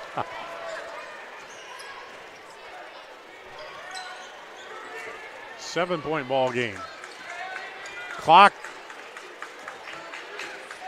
Another helper for Centennial at this point. Zediker looked at the long 3, steps in, takes it.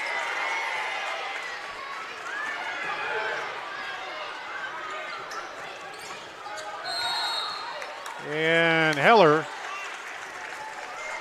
That was really close to being a jump ball. Yeah, it was very close, yeah. Heller had her hands on the basketball. Second on Heller. 1-1 for Cleo Murray. Gets the front end. Cleo Murray wastes no time shooting free throws. She's taken thousands of those shots. Just steps right in and. Kind of surprised, haven't seen anybody do that step back 3 here, but I think that might be a little harder than what it's made to look by Caitlin Clark. This is tough look here all of a sudden on Dowling.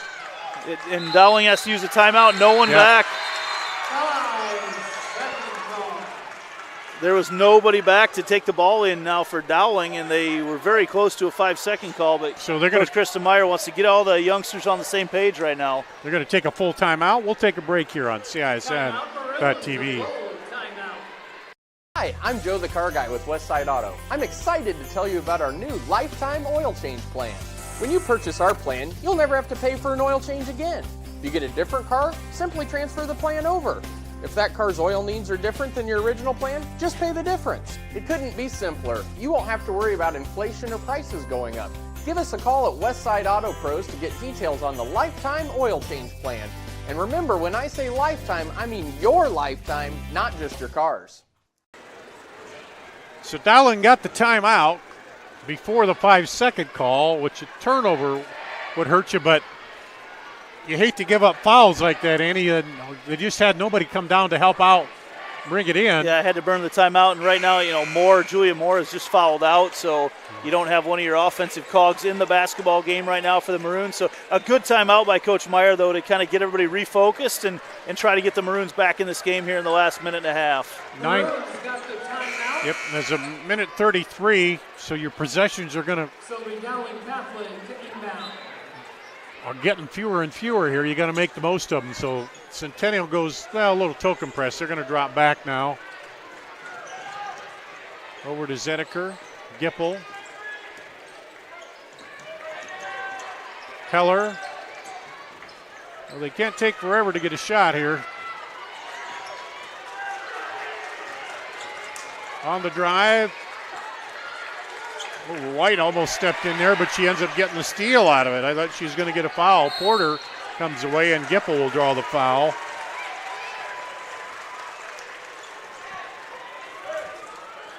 Maroon foul is on number 23, Emma Gipple. That's her second. Team foul number 8. It's team foul number 8. Porter, Porter's 1 of 2 from the line tonight. Here's a 1-and-1 for her. And rolls out of there. Guess who got the rebound on that one? Gipple. Here comes Zediker all the way down. Has her shot blocked by Street. Cleo Murray wants the ball in her hands. Yeah, she was racing down court and drew the foul. Dowling foul is on number 11, Erin Heller, her third. Heller with her third. On the Maroons, Cleo Murray on the line.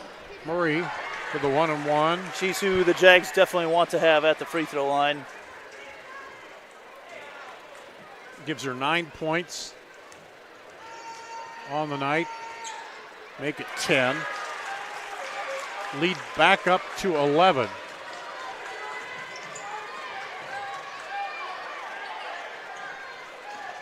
Dowling, Heller drives in, puts it up, and good. Nice scoop, Marin Heller. Timeout. And a 30-second timeout. 30 seconds. Nice kiss off the glass there for Heller. You've seen a couple of those nice moves by the Dowling ladies tonight where they go to the left hand and just enough. It looks like it might be too hard, but just enough on there that they get it to fall in. Well, good defense early by Centennial. Then Dowling kind of turned it up here in the second half a little bit, but Dowling just could not get back over that hump. It's been a game of mini runs, not the big runs, but 5 or 6-0 type runs. But in the second half anyway. The first half was, Centennial had a few, but Dowling, it took them a while to get their offense going. And that the credit to the Centennial defense for that. Murray dribbles right on through. Over to Street. Street looking to try to get it. Murray wanted the ball back out there. Dowling Catholic foul Tritton. number 45, Layla Tritton. That'll be her first 10th team foul. 10th team foul now. Street will shoot 2. Street to the line for 2. Rolls out of there. She's got a 3-pointer tonight.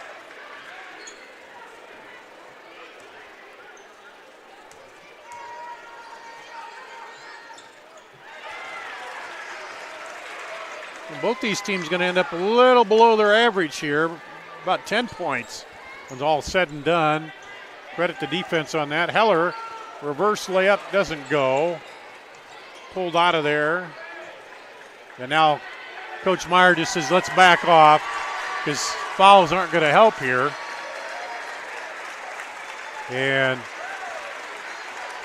Centennial is going to notch win number 18 on the season against 2 losses.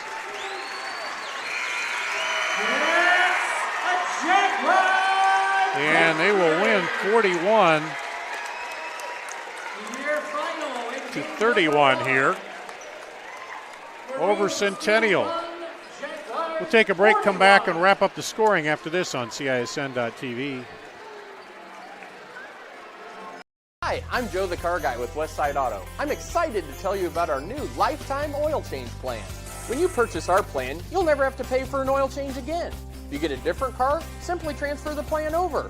If that car's oil needs are different than your original plan, just pay the difference. It couldn't be simpler. You won't have to worry about inflation or prices going up. Give us a call at Westside Auto Pros to get details on the lifetime oil change plan. And remember, when I say lifetime, I mean your lifetime, not just your car's. At Holt Plumbing and Heating, our team is clean-cut, professionally dressed, and always training to be the best. We have families too, and we understand that nothing is more important than keeping them safe and comfortable. Our passion is to be the clear first choice for all your plumbing, heating, cooling, and home service needs. A high-quality job with a smile and a little extra wow. I would like to personally invite you to experience Holt Plumbing and Heating and find out why, for over 70 years, families all over central Iowa say, let Holt handle that. Our team at DeArmond Ford Indianola are committed to giving you an exceptional ownership experience. As a family-owned business, my dad and I are in the dealership every day to ensure you experience the DeArmond difference. Our core values of hard work, honesty, trust, and integrity are what we build our business on. Experience the difference at the all-new DeArmond Ford Indianola, where you'll actually enjoy doing business. The all-new DeArmond Ford Indianola, DeArmondFord.com. Here at Ankeny Centennial, the Jaguars hold off Dowling tonight, 41-31. And let's run down the scoring. First of all, for Dowling, 9 points for Ava Zedeker. Had 7 in the first quarter. They're only 7 points. Ends up with 9, 6 for Emma Gipple, 4 for Layla Triton, 6 for Marin Heller off the bench, 4 for Julia Moore, and 2 for Lauren Frericks. For Centennial, Kennedy White with 14 points, 8 of those in the first half. 10 points for Cleo Murray, 6 for Avery Porter, 4 for McKenna Clark, 4 for Ella Street, 3 for Ava Martin here. Centennial led 10-7 after 1, 22-11 at the half, 30-22 after 3, and they finish up with a 10-point win here, 41-31 to go to 18-2. Well, Dowling falls to 16-4 on the season. Andy Pollock. We're introducing some seniors here for the boys team, but Centennial's got to be pleased with that defensive effort in that first half. Just shut everything down. Yeah, that's what they've done to everybody this year. They just make you very uncomfortable, make you play at a pace that's different than what you play at. I think it's you don't want to call a loss a positive thing, but at this stage with a week and a half left in the regular season, these are two teams that are going to have an opportunity. They'll host all the way through the state tournament. So these will be 2 top 8 teams when the seedings come out in the next 2 days. So a good opportunity for the Maroons to see, okay, this is what teams are going to do to try to stop us. And they saw it tonight. Gives you a week and a half to try to fix it over the next 7-10 days. All right, that'll wrap it up here for the girls' half of our doubleheader. We'll have the boys' half coming up in just a bit here on CISN.TV.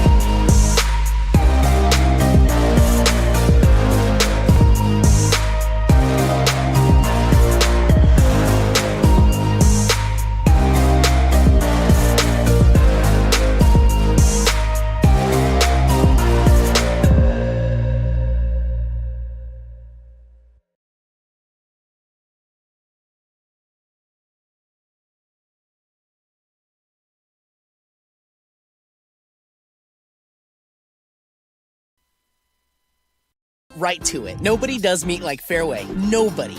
And if you're somebody who wants to become a master, we've got hats to fill. Quality pay, choice benefits, premium opportunities. There's more in store for you at Fairway. We are so much more than an energy company. We are connectors. Community protectors. And clean energy leaders. We are Job creators. Friends and neighbors. stewards of your dollars and savings. Yes, we. We are so much more. We are the energy Behind your everyday. And we are Obsessively. Relentlessly. At your service.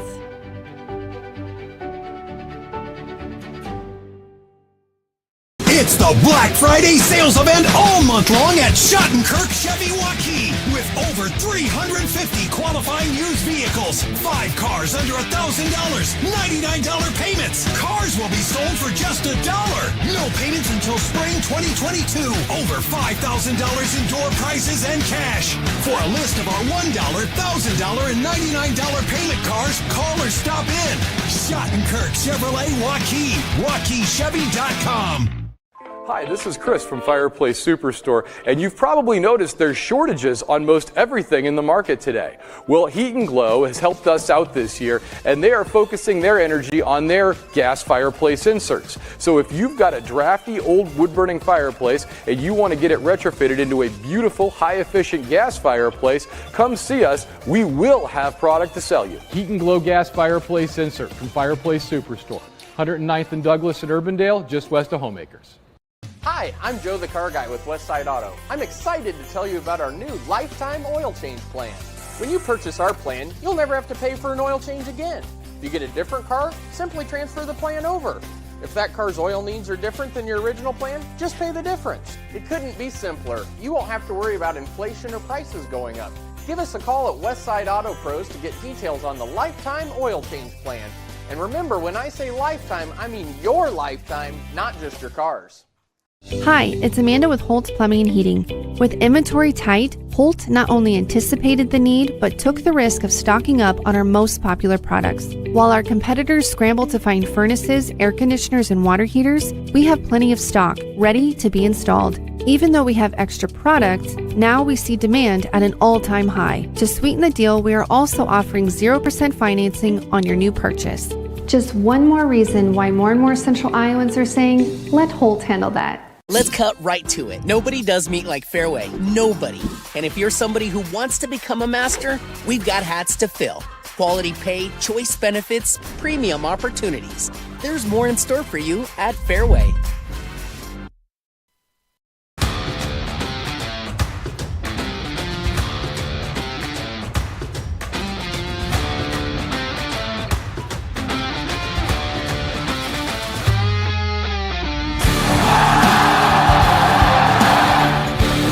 Baloo, the one-handed slam!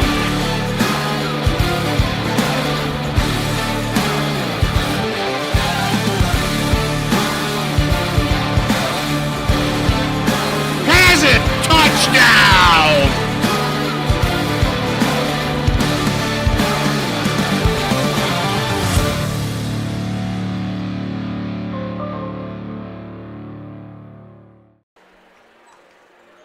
Back here at Ankeny Centennial, getting ready for the boys' half of our doubleheader here tonight. Dar Danielson, Andy Pollock getting set here. And I've seen the Dowling boys a few times. They've been close, taking a few teams down to the wire, but haven't been able to finish it off in this season where they're 6-11, and I haven't seen too much of Centennial. What do you see out of them this season? Well, Centennial's a pretty streaky team, and they play good defense. What really determines if they, and this may sound very cliche, but if they make their shots.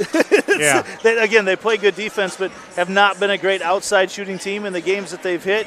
30% from the outside. They've been really good. Another big thing for Centennial, Reese Robinson, the 6'7" sophomore post player. If Reese can stay out of foul trouble, they are very tough to defend, but he's had some games where he gets in foul trouble early on and makes things very difficult on them. Yeah, and I've seen Dowling play pretty well. They played well against Valley till down to the end, and then Valley came back on them, and Well, I'm trying to remember that Ankeny game that it was close for a while there, but then Ankeny then kind of took over. Ankeny's done that to a lot of people. Yeah, and it took really over have. at the end of the game. So it's one of those deals where both these teams on paper look to be fairly evenly matched, although Centennial scoring about 6 more points a game when you look at the overall averages between the two. And for Centennial, they have 3 players scoring in double figures, and Dowling with just 1, but they have a few that are right up there close. Well, and a big news for Dowling tonight, Carson Brown will not be playing tonight as a little stomach bug, so Carson will not be out here playing. He averages almost 9 points a game for the Maroons, 5 rebounds a game as well. Carson, a really talented wide receiver on the football team as well, but yeah, will not be out there for the Maroons tonight, so that takes away one of their offensive weapons. Well, warming up here, getting ready for the boys' half of our doubleheader here tonight. Man, do you get a crowd in here? It gets kind of warm, doesn't it? It warms up in a hurry, yeah. Was able to step out and get a little cooler air here during the break. It's still not bad outside. 36, I say not bad, but that beats I'll take it. Sub-zero and single-digit temperatures that we had a few weeks ago here at for the ball game. So let's take a break. We'll do that, and we'll come back with more after this on CISN.TV. At DeArmond Ford Indianola are committed to giving you an exceptional ownership experience. As a family-owned business, my dad and I are in the dealership every day to ensure you experience the DeArmond difference. Our core values of hard work, honesty, trust, and integrity are what we build our business on. Experience the difference at the all-new DeArmond Ford Indianola, where you'll actually enjoy doing business. The all-new DeArmond Ford Indianola, DeArmondFord.com. Why do businesses succeed? The Better Business Bureau sees the traits of successful businesses every day. It's not easy, but it is simple. The BBB fosters trust between Iowa businesses and consumers. Visit bbb.org. Central Bank opened its doors in 1877 and has been proud to call Iowa home ever since. For more than a century, our family-owned business has worked hand in hand with friends and neighbors across the state to make their dreams a reality. Come visit us at our new location on Hickman and Waukee and see how Central Bank can make it happen for you.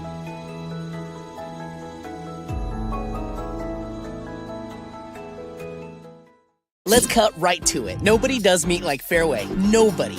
And if you're somebody who wants to become a master, we've got hats to fill. Quality pay, choice benefits, premium opportunities. There's more in store for you at Fairway.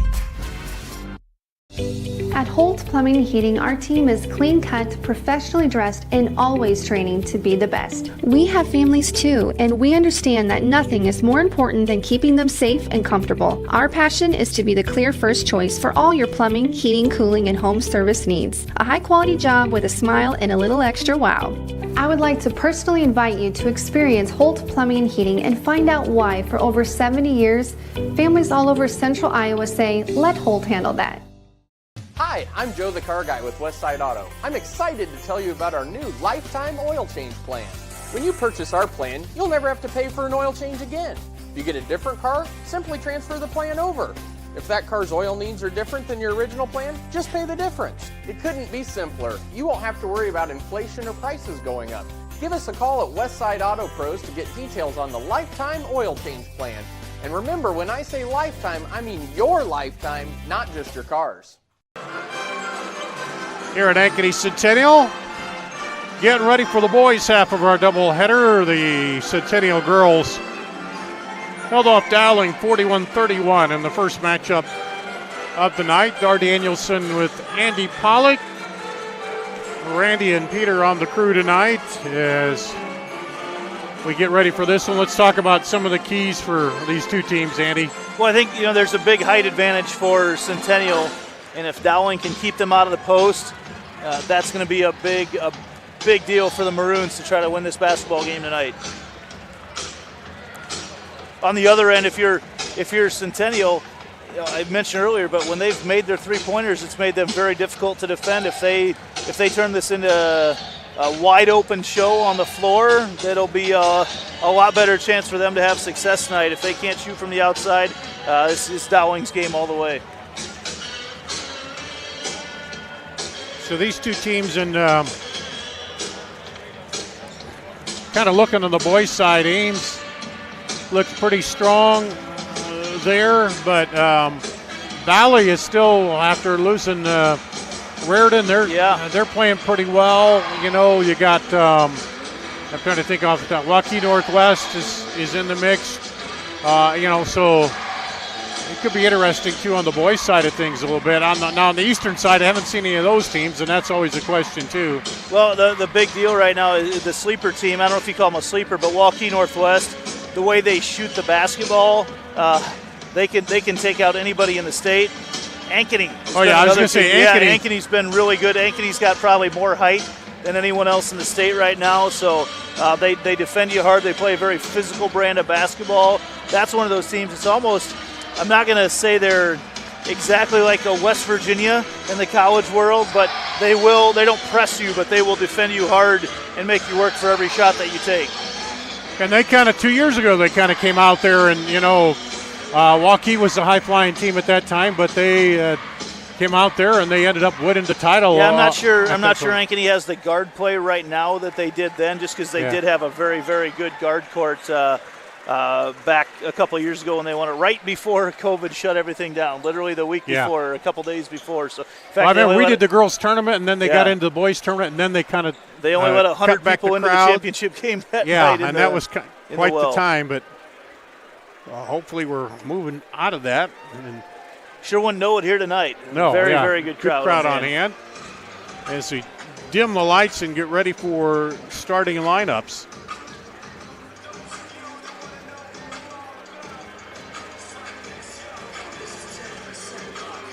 Centennial 9-7 and Dowling at 6-11 on the season.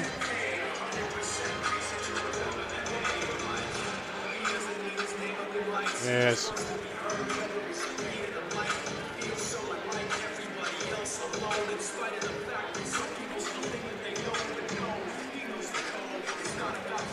What are you thinking on Sunday? Any favorite on that one? I'm a huge McVeigh fan. Although that story with Burrow, I don't know. I think there's a lot of people just looking forward to enjoying a Super Bowl where they don't hate both teams. Yeah, They're players on both teams. And I'm kind of maybe rooting for Burrow. Knew his dad is when he coached at Ames, and then his brother played on the Ames team that went to the title and lost to Iowa City. They had an undefeated season up to that point, and that was a fun year for me as a broad. My last year in Ames doing that before I moved down to Radio Iowa, so that was a lot of good memories out of that team. And once again, good here we go, about ready for that. So it could be interesting on Sunday. Again, like I said, there's a lot of people that are just excited to watch these two teams play. I think it'll be a pretty fair amount of scoring going on in the game too. For the second half of tonight's CIML doubleheader, please welcome the fans, coaches, and players for the Dowling Catholic Maroons.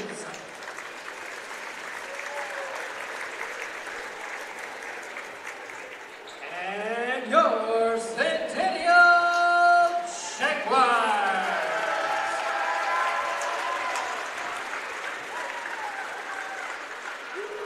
Let's meet the starting lineups for game number 2. First, for the Maroons, starting at guard, a 5'11" junior, number 11, Davis Scheck.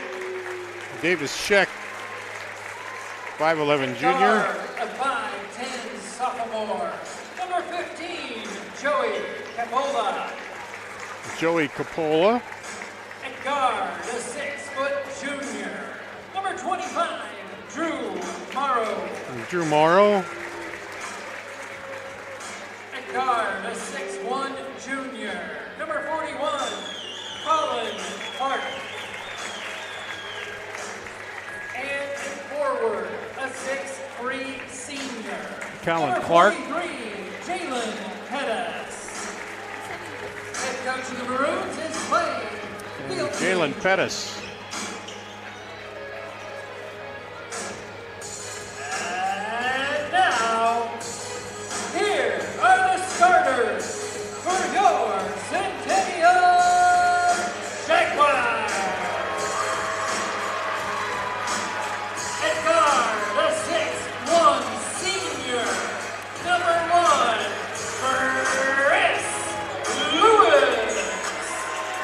Chris Lewis, the senior. At guard, a 6-foot senior, number 4, Jackson Snyder. Jackson Snyder, a senior.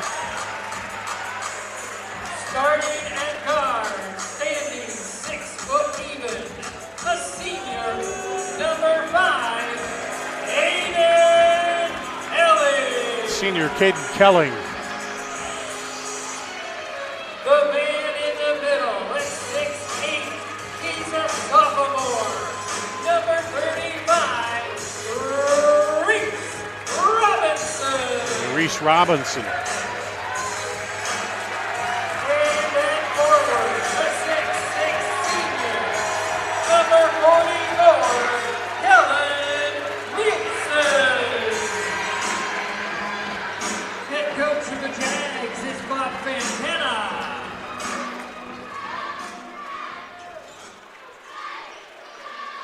Kellen Nielsen, the final starter there.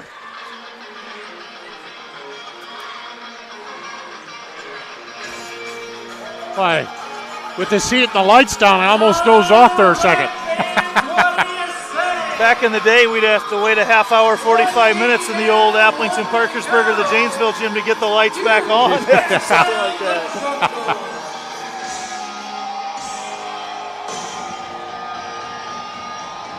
Robinson and Pettis to jump it up here. There's a huge length advantage out there for Centennial as you look at these teams on the floor right now. Centennial in the white, Dowling in the gray. Oh, and lost the handle on it. Clark on the help side defense.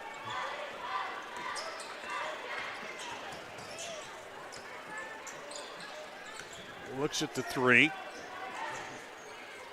Now on the drive and rejected by Reese Robinson. Morrow tried to take it into the land of the Giants there as Robinson did a good job keeping his body away from the block. Saw the replay.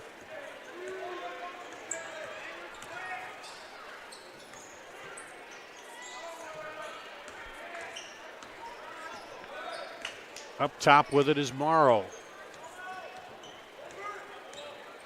Directing traffic, gets it over. Clark.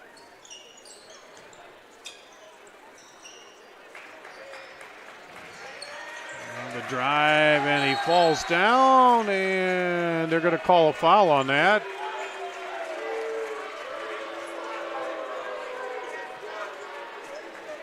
They got Kellen Nielsen for the foul. It was. I don't know the mechanics or how physically that works out for him not to have been fouled on that play, the way he went down and went the other direction. Pettis. There's a very big delay on the call. And knocked away. Capola had a good look, but let go of it really quick.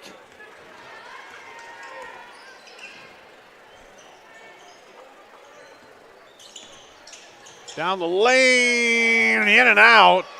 Rebound pulled down by Dowling. Off the miss by Schneider. Check gives it off. Now far side bounce pass underneath to Pettis. And nice move to use the basket to block the defender. Yeah, good touch by the big man down low. Gets around the block. Really nice touch off the glass. And then a foul called underneath. Maroon foul is whistle on number 15, Joey Capola. They're going to get Capola up at the free throw line. Put a hand on Kelling.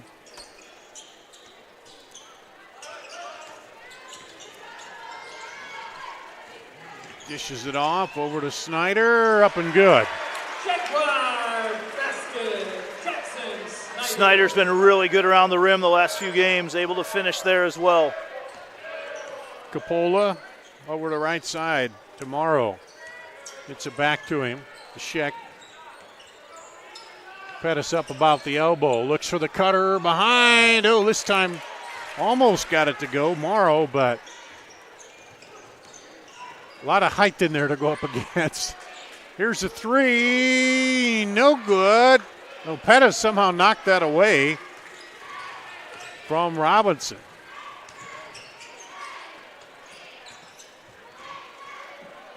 Back up top, they're rotated over. Into Pettis on the block. Out to Coppola. He dribbles through traffic, throws it back out. Hand off for a longer three, and it's no good. Rebound. Coppola throws it off. Nielsen. That nice heads-up move by Coppola to throw it off Nielsen's leg. It looked like the ball was going to go out of bounds easily. Right on line from us. The shot was right on line, just really, really short. Well, if the first guy would have shot it, that would have been in from that distance. Yes. But the second guy was a foot farther out. Keep handing off to get further back. Yeah, to get farther back. But Scheck on the drive, gets it off. Into the middle. Runner goes, kisses off the glass. And down for Clark. Clark with that floater gets it up before anybody can get over to block the shot. Driving in, Lewis gets it out for three. No good. Rebound, fake, put back up, blocked by Pettis from behind against Robinson. And then the foul call. Pettis able to get it there, blocked before Robinson got up to the height of his jump. But then got him, unfortunate for Jalen Pettis, he got him on the ground then. And when they came back down, that's when he got whistled for the foul. Nielsen picks up his second foul. He'll come out. Easton Pratt comes in for him. Oh, baseline pass up and good finish by the big man, Robinson. Yeah, it's going to be really tough to stop Robinson if he catches the ball that close to the basket. 4-4 tied here in the early going. Bounce pass back to Coppola. He finishes and one. As coming over hard, Robinson knocked him down, and he came down unable to protect himself. Let's see the replay here. As he comes in, and looks like he might have hit his head a little bit when he came down.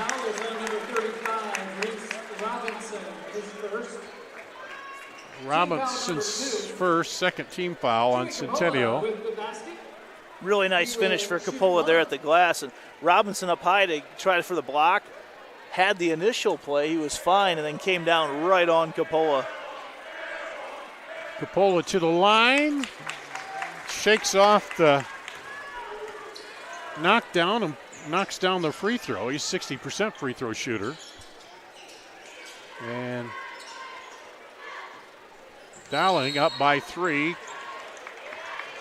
And there's a reach around, offensive foul. Yeah, they said Chris Lewis hooked his defender. His first team foul number 3. Chris Lewis with his first third-team foul on Centennial. Dowling looking to build on the early lead. Coppola gets it over down the lane, pulls back out. Is Clark. Sent it over to Morrow. He's looking for the cutter, not there. Back to Coppola. Dowling been very patient on offense. Here's a three, no good. Slapped out of there, right out to Coppola. Been good. They've created several second chance opportunities for themselves. Kelling tried to get it out there. Morrow drives in. That's one of the ways to take it as a shot blocker. You just take it right at him and force him to foul you, and that's really what he did, and Robinson really just had to get out of the way. Yeah, I don't think he wanted to pick up a quick number 2 foul there. Pull up and gets it to drop is Snyder. Yeah, really nice touch there by Snyder on the spin move. Oh, Coppola, the stop, and almost popped, but it bounced out a little too light a touch that time, then stolen back the other way. Scheck gets a hand on it, knocks it away. Morrow drives in. Well, Dowling really attacking the basket right now. They got a mismatch down low here if they want it. Pettis cross court for 3, off, no good. Rebound to Snyder. They recognized the mismatch, but then they brought the double over. That left a really, really good open 3 look. Snyder, you can tell that he really curled the arm around on that. For Dowling, Charlie Stewart coming in. and Quincy Ferguson. Number 5. A couple off the bench. Here's Quincy Ferguson, a 5'9" senior for Dowling. Morrow takes it to the free throw line, gets to Shaq. Back cut, Ferguson. Some good movement offensively by Dowling right now. Ferguson pulls up, gets it to Morrow.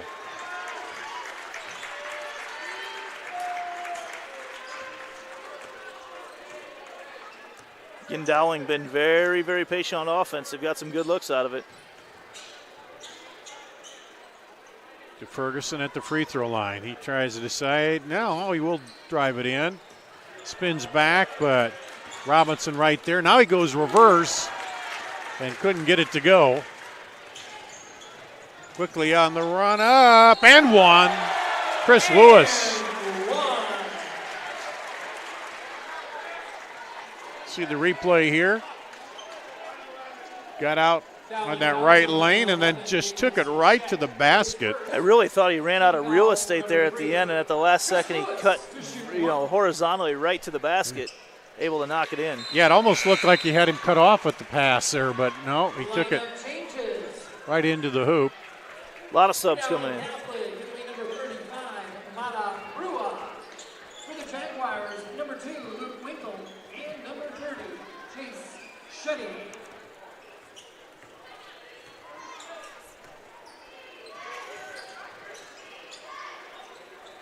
So back tied again. Thrown up off, no good by Stewart. And Stewart stumbles. Kick out for 3. Good! Easton Pratt. Kind of created a run-out opportunity at the top of the key, pushing the ball up the court. As the defense collapsed, left Easton Pratt wide open. Centennial takes a 3-point lead with that shot. Morrow looking where to go with it and puts up the shot, no good. Pratt pulls it down. Let's see what Centennial does. They pull back or nope, they're just going to attack the basket. And Ferguson knocks it out. Or they knock it out to Ferguson, I should say. Yeah, Brua got a hand on it, kicked it out to Ferguson.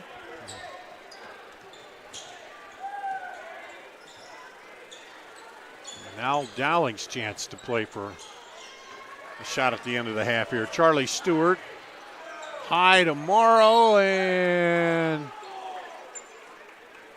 they're going to stay with Dowling. No one signaled where the ball was going. I couldn't tell. I was waiting to see. That's a tough spot to take it out.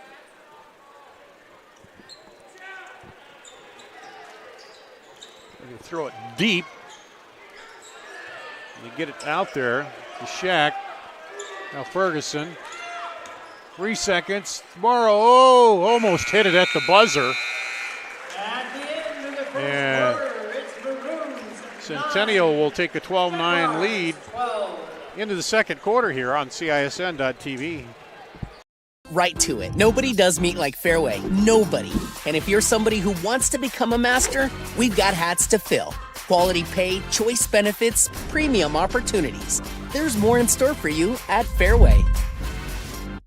It's the Black Friday sales event all month long at Schattenkirk Chevy Waukee with over 350 qualifying used vehicles, 5 cars under $1,000, $99 payments. Cars will be sold for just $1.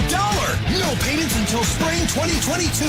Over $5,000 in door prices and cash. For a list of our $1, $1,000, and $99 payment cars, call or stop in. Schattenkirk Chevrolet Waukee, WaukeeChevy.com. We are so much more than an energy company. We are connectors, community protectors, and clean energy leaders. We are job creators, friends and neighbors, stewards of your dollars and savings. Yes, we. We are so much more. We are the energy behind your everyday. And we are obsessively, relentlessly at your service.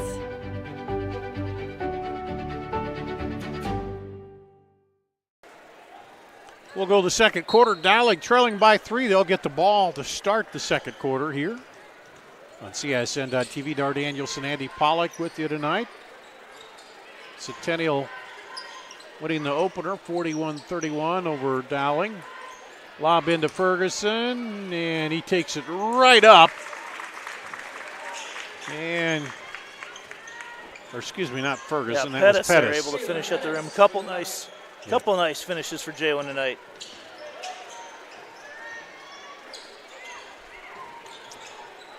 And shot it right over Shutty as Robinson is getting a breather. Lewis drives. Oh, right through and just rolled out on him. I think he was surprised to find himself as wide open as he was. Coppola managed to stay up into contact. Check bounce pass to Pettis. Back up to Clark. Three, no good. And Snyder comes away with it. Yeah, one of the shortest guys on the court goes up around everybody and gets that rebound. Now he has it on the drive and lays the left hand up and over. Yeah, again, Snyder keeps finding himself closer and closer to the basket every game.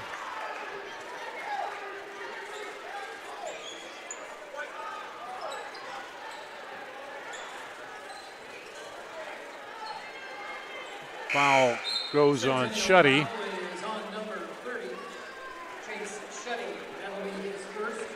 His first, team's fourth. Team foul number 4.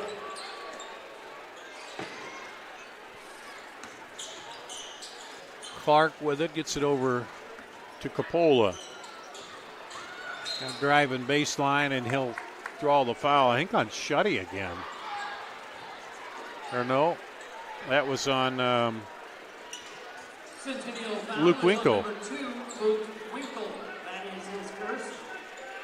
His first 15 foul.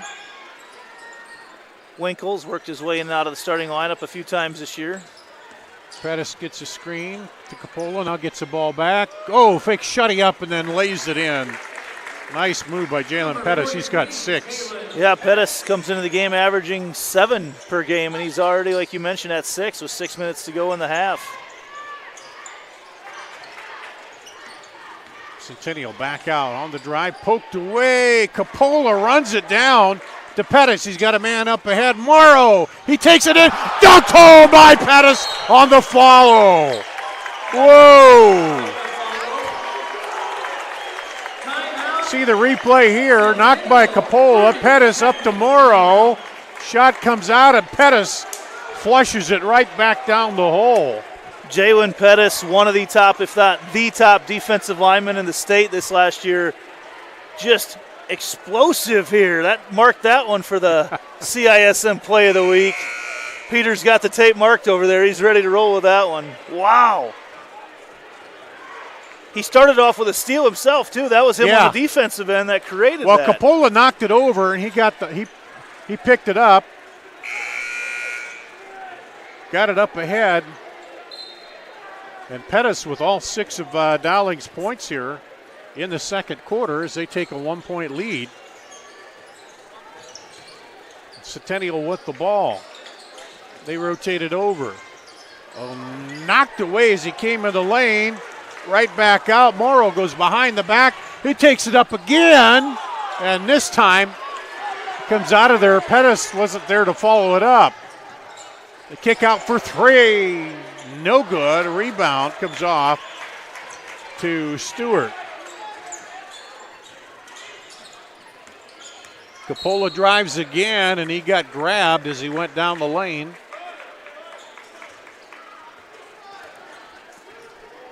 And that'll go against Reese Robinson. Foul on number 35, Reese Robinson. That is his second.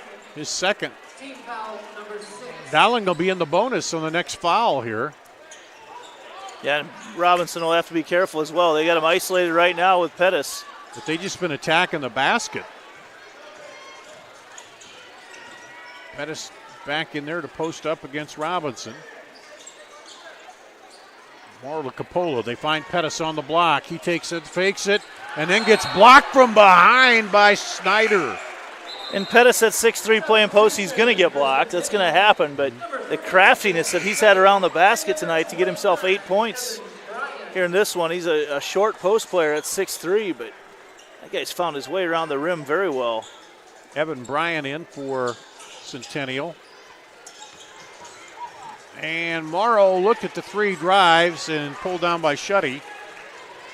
Up the other way, Snyder. Snyder drives and off. Shutty battled for the rebound, but Coppola somehow comes out of there with it. Dowling's been really good on the defensive glass tonight. Stewart spins back in, knocked away. Shutty comes down and somehow winds around the defender, Clark. Yeah, and he was in the danger zone of maybe getting a charge whistled on him, but did a good job of avoiding the contact and going around Clark. Halfway through the second here, a 1-point lead back to Centennial now. Morrow drives, looks. Stewart was trying to post up down there. Now there he is, but it's knocked away. Quick hands by Caden Kelling. Yeah, he slid down from the high post.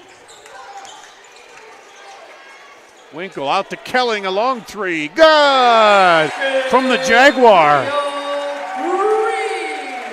I want to say that you didn't identify the shooter, but Caden Kelling was 8 foot behind the 3-point line. I'm not sure it matters if you identify the shooter when he's that far out. Yeah, when he's that deep.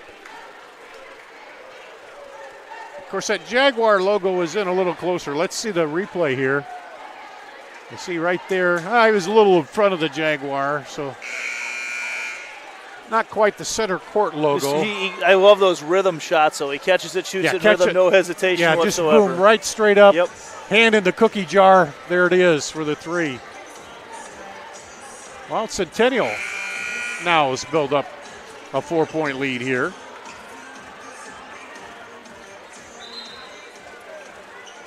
As they've outscored Dowling 7-6 in the second quarter. A little pressure now by Centennial. Almost poked away. Trouble. They can finally get it over there to Brua. Mata Brua in the ball game during the timeout.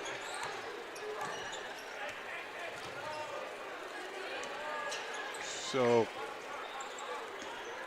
Brua will play the post down there. He backs out. Coppola drives in, tries to throw it back out, does tomorrow. Now, not quite sure what Dowling's trying to accomplish right now. On offense, they're just kind of not really attacking, not a ton of motion. No, kind of keeping it up high. It's a little early to try to bleed the clock for one. Oh, almost a runaway steal there. Here's a 3. Good! Coppola. Well, it created when Kelling tried to go for the steal. It really created a 5-on-4, and Coppola wide open for the 3. So Coppola had the old-fashioned 3-point play, and he gets the long shooting one here for 6 points. Snyder drives, shoots it. Well, Snyder's not afraid to poke his nose in there at all, is he? No, he will do that over and over and over again. Mata with it. Or Brua, excuse me, Mata Brua.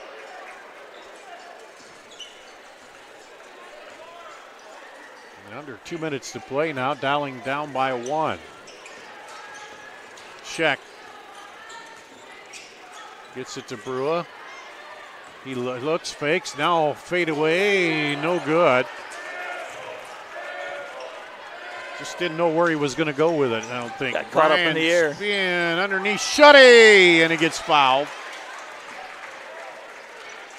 Good sportsmanship down there by Coppola. Him and Shutty ran into each other, knocked Shutty down to the floor, and quick to help him up. Like to see that. Mata Brua's fourth team foul. Sends Shutty to the line to shoot 2. And this is the first one. 54% free throw shooter.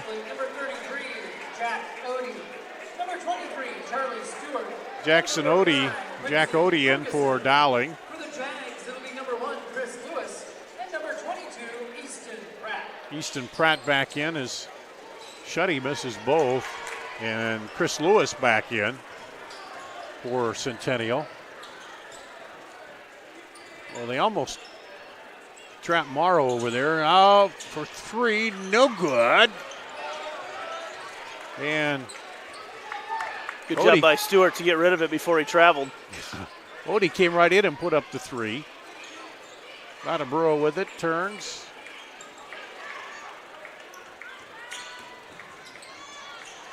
Now back out for 3, no good. Rebound ripped out of there by Jackson Snyder. Under a minute to play here. Centennial up 1.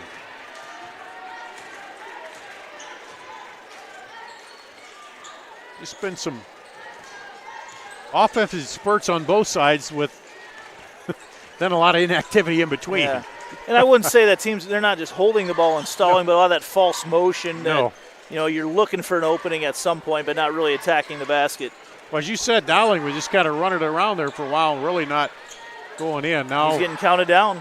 Yeah, now here, Centennial obviously playing for 1. And dribbling through, attacking the basket, the putback up high. Shutty gets the tip in. And at the buzzer, oh, that caught the rim but didn't go. That would have counted by Quincy Ferguson. But at the half, 21-18, Centennial over Dowling here. We'll be back to take a look at the first half scoring after this on CISN.TV. Hi, I'm Joe the Car Guy with Westside Auto. I'm excited to tell you about our new lifetime oil change plan. When you purchase our plan, you'll never have to pay for an oil change again. If you get a different car, simply transfer the plan over. If that car's oil needs are different than your original plan, just pay the difference. It couldn't be simpler. You won't have to worry about inflation or prices going up. Give us a call at Westside Auto Pros to get details on the lifetime oil change plan. And remember, when I say lifetime, I mean your lifetime, not just your car's. Our team at DeArmond Ford Indianola are committed to giving you an exceptional ownership experience. As a family-owned business, my dad and I are in the dealership every day to ensure you experience the DeArmond difference. Our core values of hard work, honesty, trust, and integrity are what we build our business on. Experience the difference at the all-new DeArmond Ford Indianola, where you'll actually enjoy doing business. The all-new DeArmond Ford Indianola, DeArmondFord.com. Why do businesses succeed? The Better Business Bureau sees the traits of successful businesses every day. It's not easy, but it is simple. The BBB fosters trust between Iowa businesses and consumers. Visit bbb.org. Central Bank opened its doors in 1877 and has been proud to call Iowa home ever since. For more than a century, our family-owned business has worked hand in hand with friends and neighbors across the state to make their dreams a reality. Come visit us at our new location on Hickman and Waukee and see how Central Bank can make it happen for you.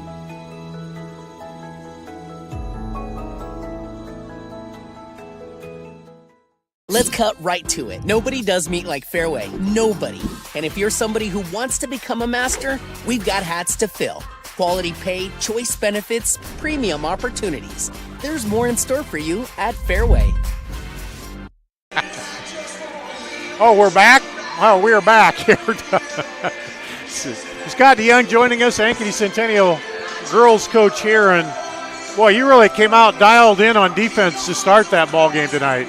Well, I thought we were the first half, the first quarter, we were really good on both ends of the floor. I thought our offense was good, and defensively, and we're able to keep it up for 32 minutes. So, what you got to do against a team like Dowling.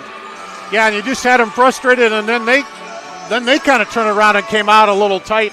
Played a little tighter defense on you in that second half, and generated some fouls.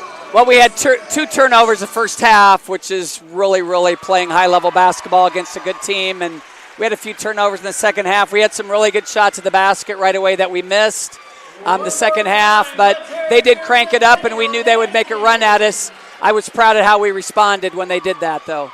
Yeah, and you were driving early, and then you started finding Kennedy White under there and finding her on the backside, and just, it was almost automatic for a point there. You'd drive in and hit her. Was that kind of an adjustment you made, or was it just something they recognized? It was just something that came through in our offense, and it says for the skill level of our players that, they can drive the ball against a good defense and find the open player. So I think it's more of a tribute to the players. It's not something that we have designed, but, I think it's just teamwork, chemistry. Heading down, hard to believe, the last few games in the regular season, we'll get the pairings will be coming out pretty soon here, and you'll kind of know where the postseason goes. But how do you feel about it right now, where you're at? Well, first of all, I want to say what kind of an atmosphere we had for the girls' game. It was the place was packed at the tip. Just the atmosphere was one of the best in my tenure at Ankeny over the last 3 decades. So great crowd. Well, it's a great preparation this week for tournaments. I mean, this is a pressure-packed game. There was seating on the line. We go to Ankeny Friday. Just 2 great games to get you prepared for the tournament run. I think the pairings come out tonight or tomorrow. We'll find out what our lot in life is and try to get a little bit better. Yeah, you got to like that to finish up with, the old steel, hardened steel or whatever, but you're playing good type, almost tournament-type games as you're getting toward the end, aren't you? No question, this game and the Ankeny game will be like a regional final games. High intensity, good competition, a lot at stake. So to have that feeling this week and then going into tournaments, it's just, you can't get any better preparation than that. It seems like for me it's gone fast. Has the season gone fast for you as a coach, or is it? It's always a blink. I mean, some people say how slow the Iowa winters are, and, to me it's just a blink. It seems like yesterday we were in the preseason, and, here we are with 1 game left. It's a couple things. It's so busy. It's also just a tremendous group of kids to work with. Not a lot of issues that take your time. Just focusing on the team and playing and preparing, and, makes it a lot of fun. And I know just doing the games, I go home and having the crowds back, it takes me a little while to unwind. You get home because you feel that energy from the crowds in a good back and forth game like this, and it just. This is so awesome with our People PE group doing this. In front of a big crowd. You kind of forget we didn't have the crowds last year. So as bad as everybody says how it is, I've never looked at it that way. I think it's awesome right now. All right. Well, we'll see you again Friday night just across town here. Another one. We got to go at it again. So. All right. Thanks for joining us. Thanks for you guys for your coverage. Thank you. DeYoung here at Ankeny Centennial. Coach, we'll take a break on CISN.TV. At DeArmond Ford Indianola are committed to giving you an exceptional ownership experience. As a family-owned business, my dad and I are in the dealership every day to ensure you experience the DeArmond difference. Our core values of hard work, honesty, trust, and integrity are what we build our business on. Experience the difference at the all-new DeArmond Ford Indianola, where you'll actually enjoy doing business. The all-new DeArmond Ford Indianola, DeArmondFord.com. Why do businesses succeed? The Better Business Bureau sees the traits of successful businesses every day. It's not easy, but it is simple. The BBB fosters trust between Iowa businesses and consumers. Visit bbb.org. Central Bank opened its doors in 1877 and has been proud to call Iowa home ever since. For more than a century, our family-owned business has worked hand in hand with friends and neighbors across the state to make their dreams a reality. Come visit us at our new location on Hickman and Waukee and see how Central Bank can make it happen for you.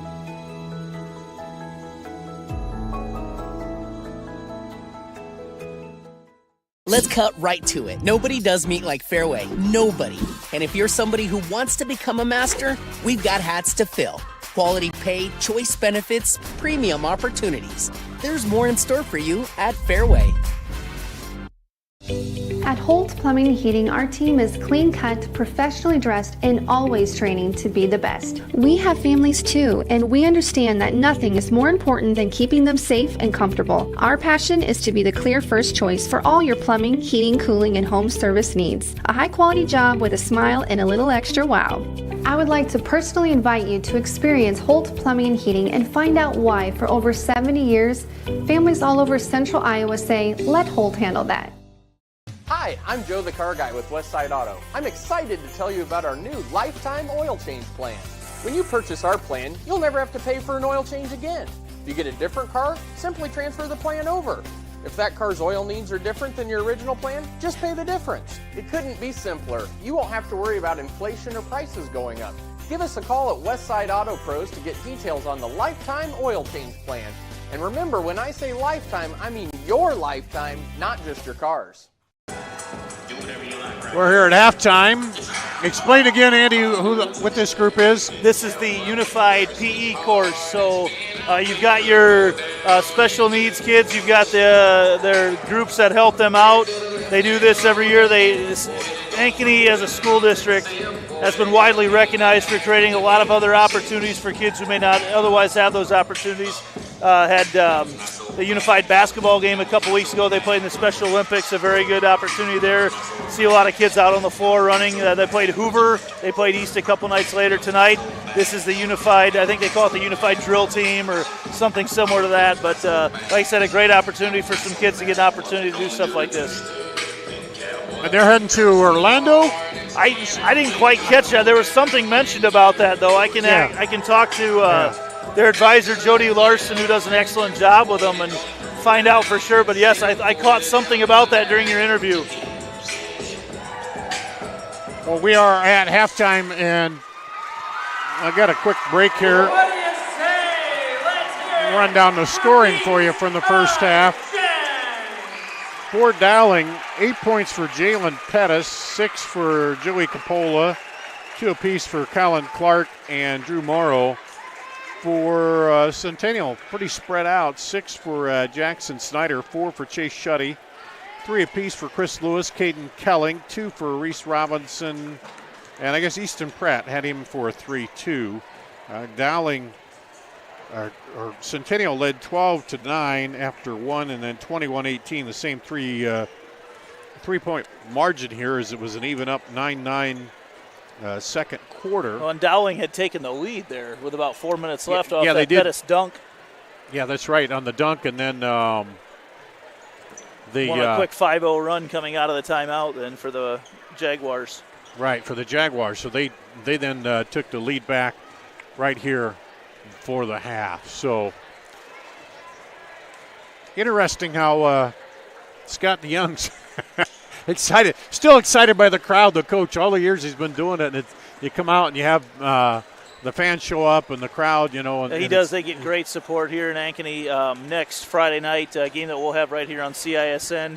It'll be the Jaguars at the Ankeny Hawks on the south side. There will not be many places, I've said this many times before, there will not be many places in the country that have more fans at a game than what will be at that game on Friday night. Everybody will be out. It's a big Booster Club fundraiser. It'll be a packed house. It'll be a lot of fun. That reminds me, can you give me your special parking pass so I can park up front, or do I get that from Jaeger? I just get there really early. In fact, the last time I tried to call a game at Ankeny High, about 14 minutes before the volleyball game started, I had to call Jaeger to come fill in for me. My appendix decided it needed out. So I remember that one, yeah. We're going to hope there's not as many fireworks this coming Friday night when I'm there. Yeah. But Jaeger was very good to fill in for me. His question I'll never forget, as he showed up, as I'm walking out to go to the ER, he says, "Do you have any notes?" And I told him, "I don't need any." I've been covering volleyball all fall. So he did an outstanding job, though. I watched his call from the ER that night up at Mary Greeley and Ames. Unforgettable moment. Yeah, I remember I got that. I don't know. Pete texted me and said something about what's going on, and then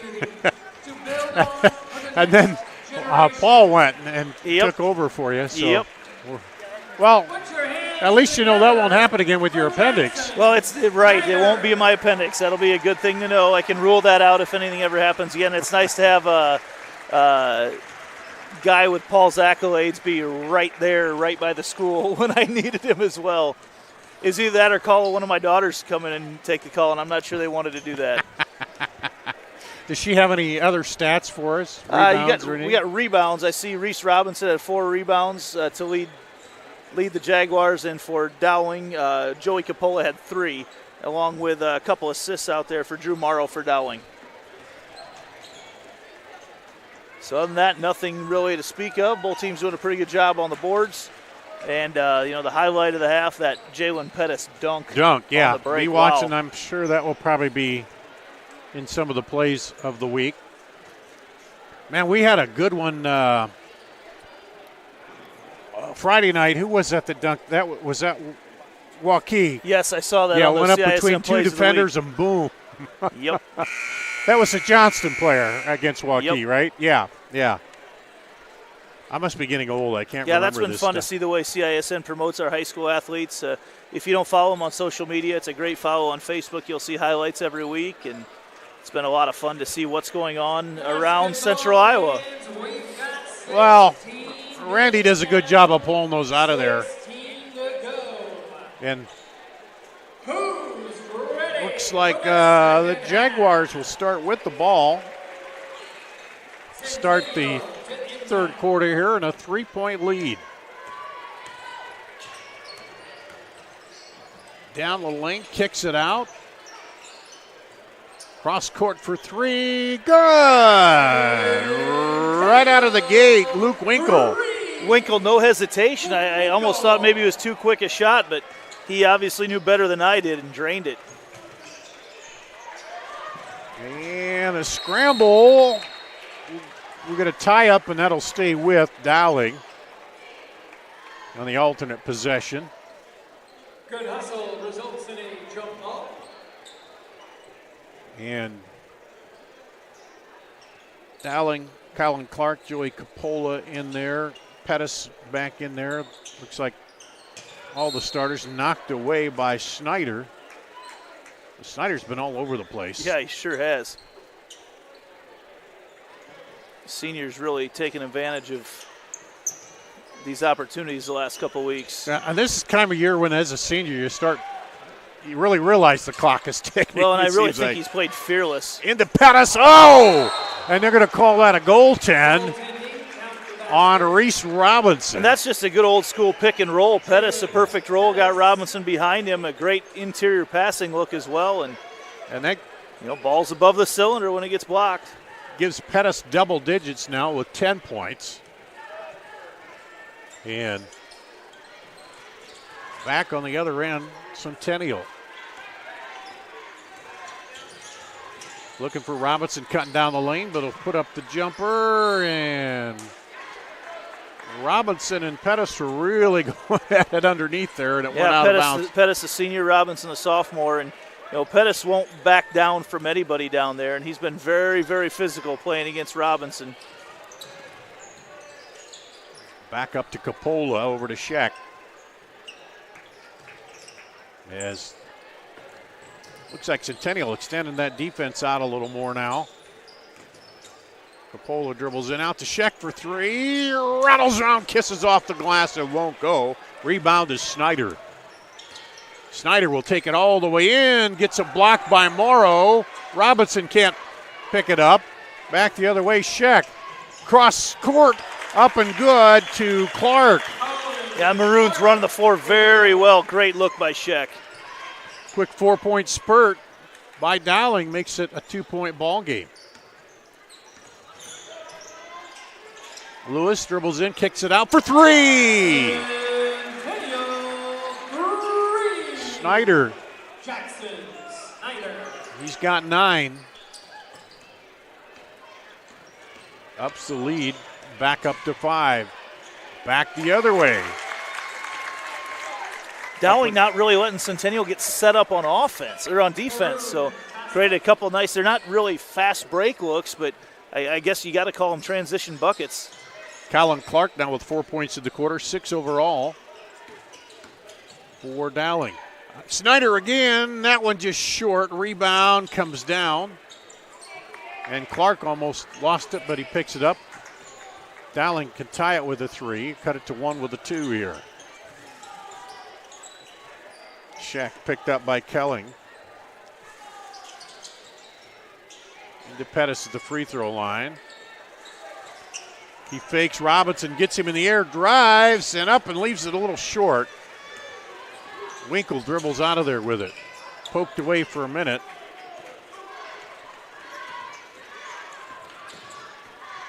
That was pretty good defense by Robinson that really time. Good. Chris Lewis pulls up for 3. Robinson gets the rebound and then draws the foul on Morrow. Yeah, kind of a battle for the basketball. Morrow just grabbed on just a little too much arm. He had a lot of ball, but just a little too much arm. It looked like Pettis had position, but that ball came out high, and Robinson grabbed it right away and ends up drawing the foul.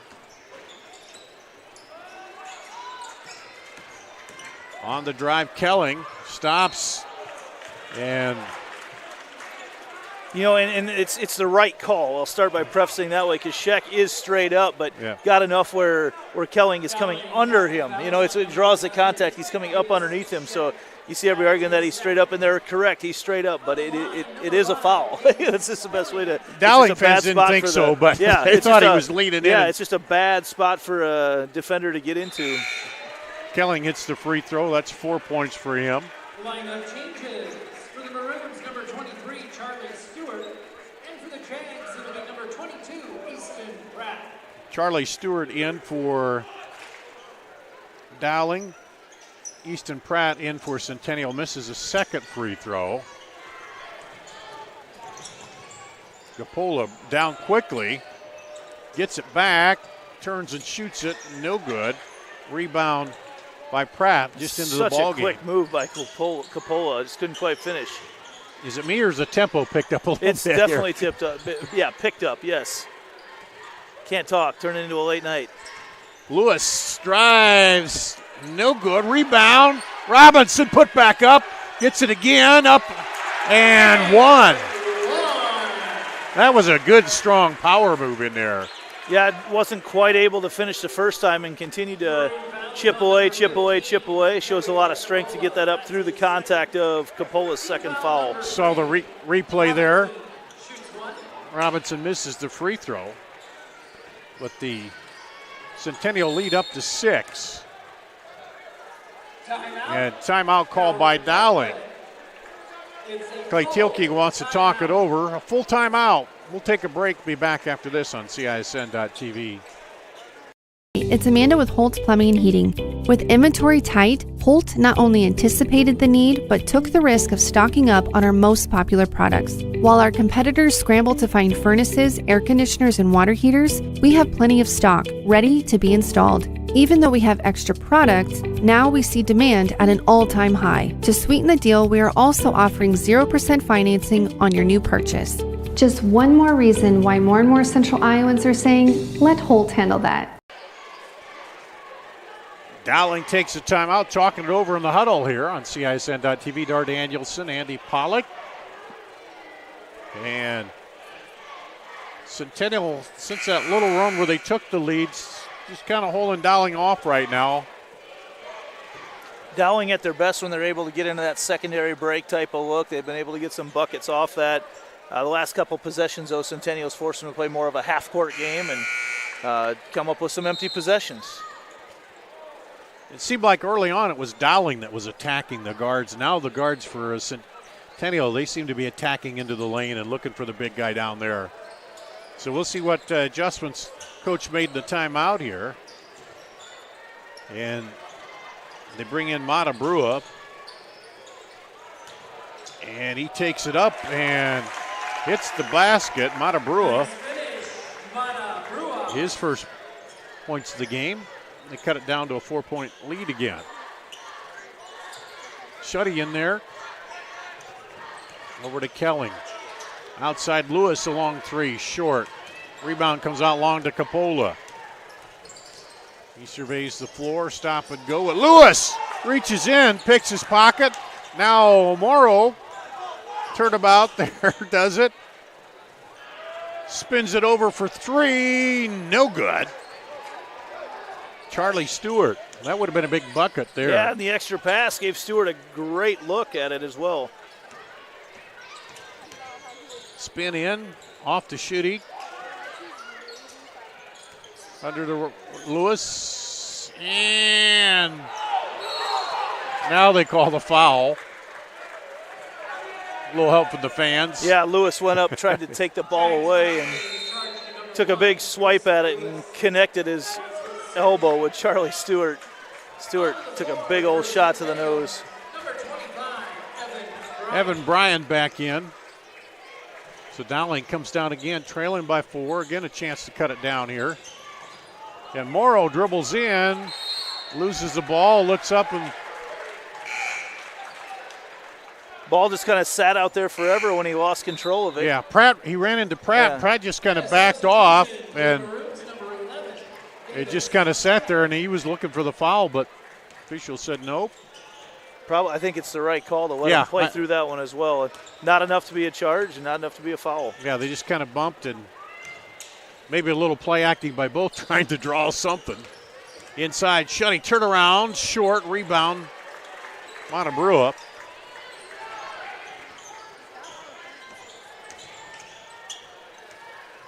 Morrow with it, gets it off to Clark. Well, they cuts through the middle. Over to Stewart. Stewart, runner, he'll draw the foul. That's against Schutte. No, they're going to get Kelling for it. I wondered, Schutte was kind of collateral damage as he came in, but yeah, they said Kelling gave him a little bit of a push. On the line, number 23, Charlie Stewart. Charlie Stewart to the line, looking for his first points of the night. That one's off. Into the Jags lineup, number 4, Jackson Snyder. Jackson Snyder back in for Jaguars. Stewart to the line. Both of them off the front of the rim. Rebound to Kelling.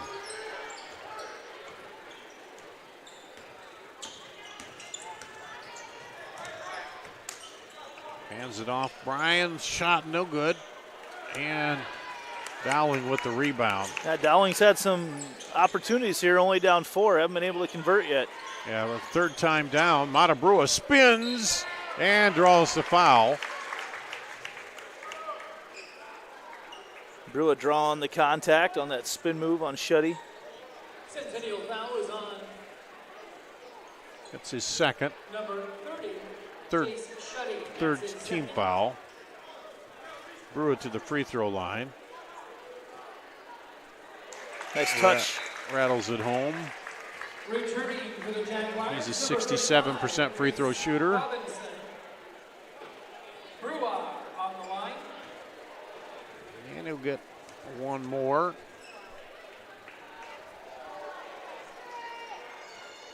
Second one is good. 2-point ball game. Pressure by Dowling.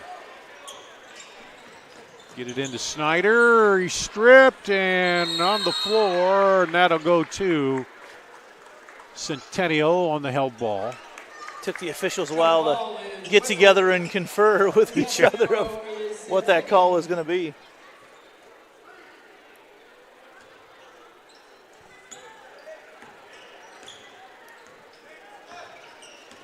Coming up on a minute to play in the third. Centennial hanging on to a 2-point lead. In the middle, knocked out of there by Clark. Now a scramble again, and timeout called by Coach Fontana. Calls a 30-second timeout. Some fans don't think he had possession, but not sure if anybody did or not in that situation, but the official right on top of it. And Centennial did come away with a basketball, so I'm not sure it matters a whole lot if they wanted to get that, but well, if it would have been if they end up with a held ball again, then it goes back to Dowling. But Centennial will keep it, as you said. It's been a weird third quarter. Not a ton of scoring, but plenty of action for sure as we keep it right. We thought we'd have a pretty tight ball game tonight in both games, and we certainly haven't been disappointed. 10-9. Dowling's outscored Centennial here in the quarter.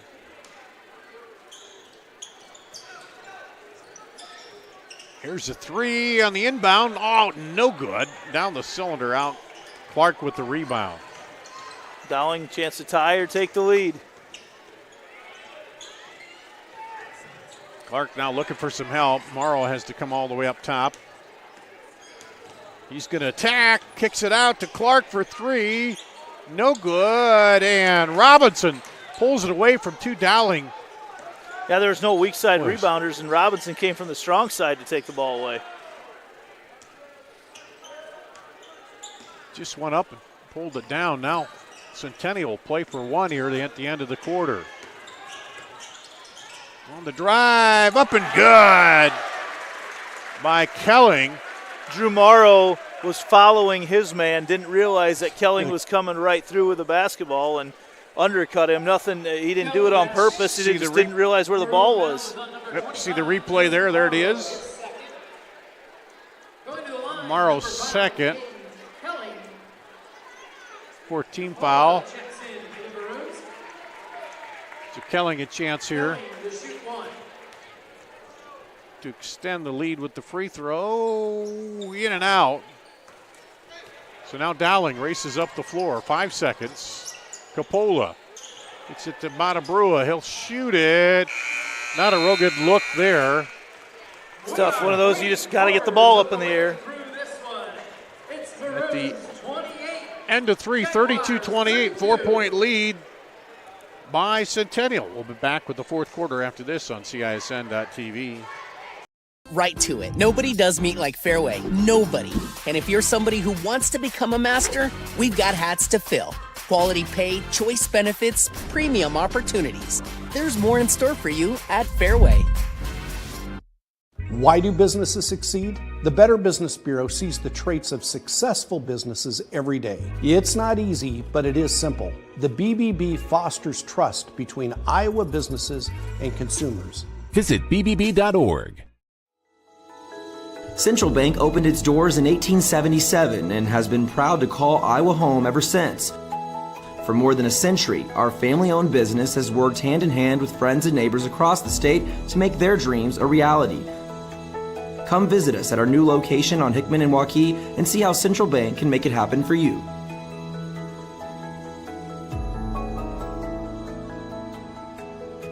Student section, what do you say? Can you guys make some noise over there? We'll go to the fourth quarter. Centennial widened the lead by one after leading by 3 at the half. Outscored them 11-10 in the third. Now Pettis has it knocked away. And up ahead, a nice play for Lewis to find his place on the court and get that shot off. In transition, Lewis kind of over the shoulder like a fade route. Turn around short. Pettis battling, put back up, no good. Robinson with the rebound. And there's good defense by Reese Robinson. Stood straight up and down, drew the contact solidly. Oh, Lewis almost got that to go in, and that'll go back to Dowling. Big bucket there. That could have extended that out to 8. Yeah, which feels like a lot the way this game's been going. 8 points feels like a lot to overcome. Well, they've been within 3 every quarter, except for this heading into this last one to 4. So there hasn't been much margin there. Dowling a chance here, and then quick pick. Kelling, he'll take it down, lay it in. Kelling really on a face guard, not even sure he knew he had the basketball at first when he took it away. Kind of hit his arm, and he was able to run with it. And timeout call by the Maroons. Full timeout is the lead up to 8 here for Centennial, early going of the fourth quarter on CISN.TV. We are We are so much more than an energy company. We are connectors, community protectors, and clean energy leaders. We are Job creators. friends and neighbors. stewards of your dollars and savings. Yes, we. We are so much more. We are the energy Behind your everyday. And we are Obsessively. relentlessly. At your service.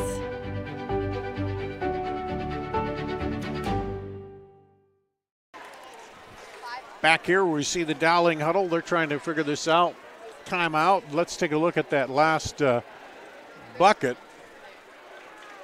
where he just kind of stepped in there, excuse me, Kelling, and then takes it all the way in and lays it up, and that extended the lead to 8, and then Dowling calls a timeout. Coach Steelking doesn't want to get things, we mentioned, you get a double-digit lead, and that looks like a lot here right now. And there is a lot of time left to play, but the points have been very hard to come by for both teams. Yeah, they haven't come very easily. In fact, they're both on a pace. Jaguars come out of the timeout in a zone. Inside to Capola, and he gets tripped. Gonna get Easton Pratt. Said he got him with a body. To say they're both playing below their average here too. Centennial average is about 64 points. Dowling 58. Defense is prevailing here tonight. Capola down and spins out. I don't know you can get much further down than that.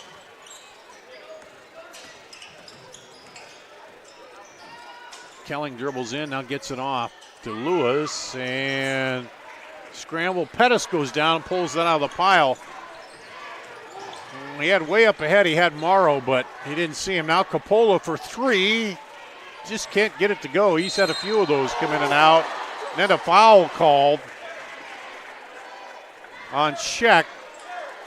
Fans thought it was clean, but of course. Scheck, it's tough to tell from way up here. Picked him from behind. 15 Quick whistle, foul. official right there to make the call. Third on Scheck. Kelling dribbles through. Lobs it in. Robinson, and he'll be fouled. I think that was before the shot. We'll see. No, I'm going to call it a. Let's see, he was in the motion of shooting. That's on Capola. And on the flash there, Robinson able to catch it very close to the basket, and he doesn't have to worry about making a move at that point. He can just go straight up, and it pays off for him. Gets the free throw, gives him 5 points. He missed his only other free throw. 5 points to go along with 9 rebounds so far. And of course, Reese, the son of Iowa State assistant basketball coach Daniel Robinson. Older sister plays volleyball for Wisconsin. Devin Robinson, so pretty athletic family. Actually called a game last week when Davenport West was in town, and the head coach for Davenport West was his uncle, David Robinson. So, who are you, Paul Yeager, going through the family tree here? There's a 3.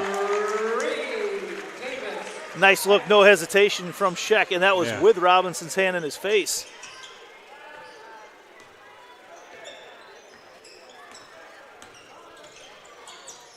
Lead back down to 7 on the drive. Schneider now knocked away, and then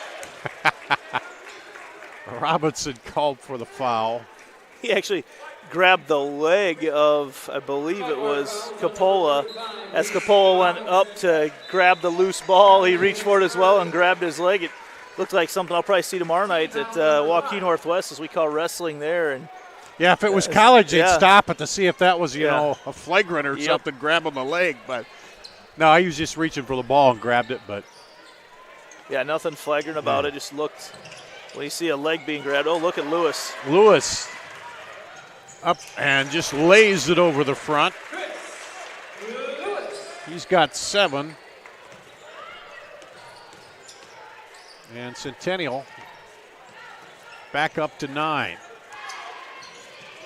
We talked about it. It's just been a struggle for Dowling. Morrow off over the head of Pettis to Odie. Capola for 3. That one's long.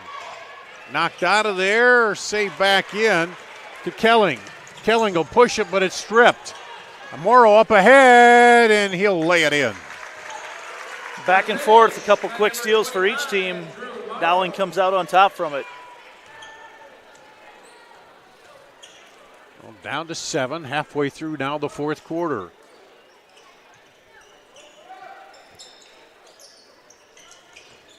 Neither team able to get on any big scoring runs here.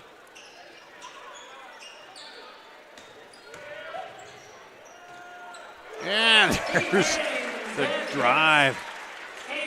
I'm not sure he stopped what Kelling did. I mean, he physically puts 2 hands on the ball to take his steps through traffic. Looked just like a running back carrying it through the gauntlet. And there's Kelling, just steps up. And one! The flush and the foul. See the replay here. As he pokes it out of there, takes it right up. And Coppola with the foul. His 4th. Timeout Dowling, a full timeout. So we'll take a break, then we'll come back and we'll have a Kelling free throw here on CISN.TV. Hi, this is Chris from Fireplace Superstore, and you've probably noticed there's shortages on most everything in the market today. Well, Heat and Glow has helped us out this year, and they are focusing their energy on their gas fireplace inserts. So if you've got a drafty old wood-burning fireplace and you want to get it retrofitted into a beautiful, high-efficient gas fireplace, come see us. We will have product to sell you. Heat and Glow gas fireplace insert from Fireplace Superstore. 109th and Douglas in Urbandale, just west of Homemakers. Back here at Centennial, well, Caden Kelling has just doubled his output. He had 6. He scored 6 here. Chance to add one more to it, Andy, as he's got a couple, got the pick there and then dunked it. Yeah, I didn't know if he was going to, he kind of checked behind him right before. I thought he was going to go for the layup and then just explodes off the floor and dunks it home through the contact. A couple of highlight reel dunks in this game tonight, one for Jalen Pettis and one there for Kelling. I didn't know Kelling had that in him, to be honest with you. Well, the thing Dowling has missed in that second quarter, Pettis got on a run. He had 6 in a row there. They just haven't been able to string that together. So here's Kelling. He's got 12 points, looking for number 13. He's just 2 of 3 from the free throw line tonight, but he hits that one. And widens that lead to the biggest of the game at 12 for Centennial. And knocked away. This has been a little of the issue for Dowling, is finishing off these games. Robinson tiptoes, kicks it out to Lewis. No good. And back the other way comes Odie. Coppola fakes the 3, bounce passes in, now gets it back. Hits a 3, Coppola. Maroons just need to get a shot off. They'd had several empty possessions where they weren't even able to get one off. And when they shoot it, it looks pretty good.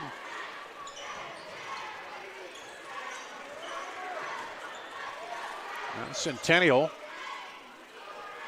content to burn a little time off the clock here. Lewis back out to Snyder.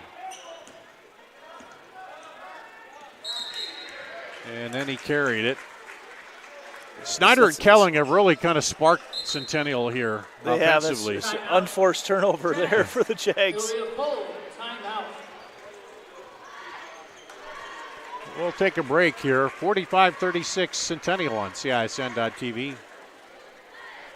Right to it. Nobody does meat like Fairway. Nobody. And if you're somebody who wants to become a master, we've got hats to fill. Quality pay, choice benefits, premium opportunities. There's more in store for you at Fairway. Why do businesses succeed? The Better Business Bureau sees the traits of successful businesses every day. It's not easy, but it is simple. The BBB fosters trust between Iowa businesses and consumers. Visit bbb.org.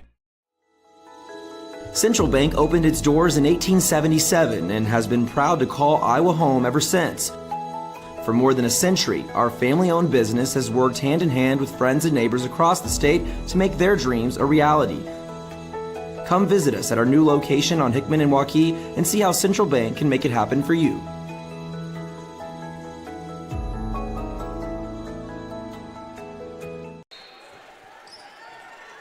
Back here, 2:25 to play.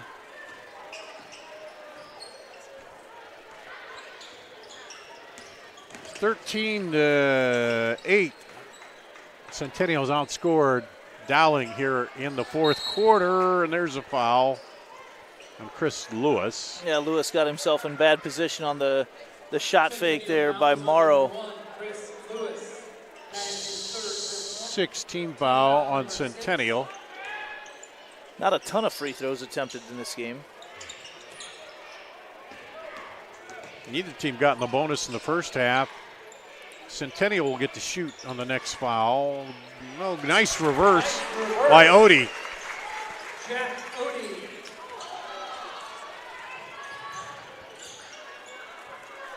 And now, yeah, that clock, they're going to have to press the tempo a little bit on the Maroon side. Well, they were going to pull it out. Now they attack. Pettis. Quick possession. Up ahead to Odie.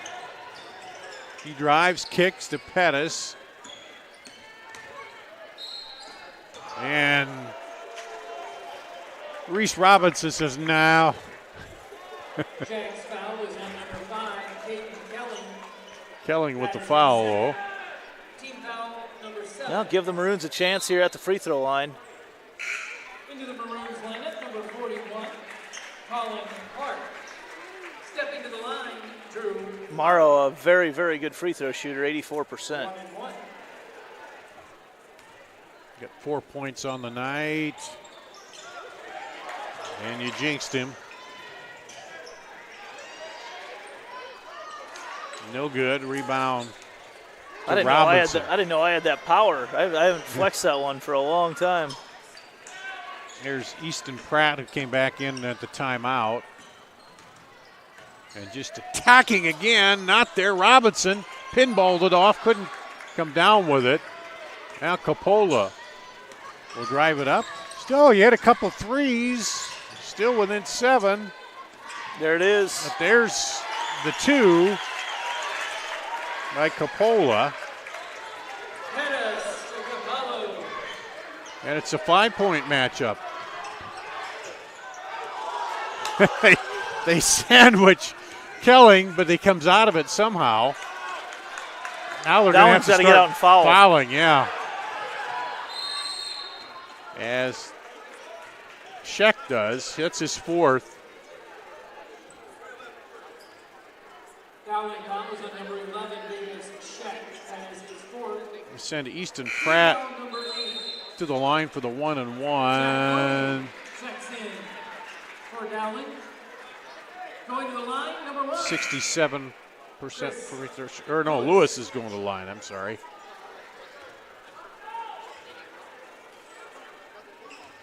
Lewis is a 61% free throw shooter. And yeah, Pettis had fallen into the lane. Yep. Going to give him a second opportunity here.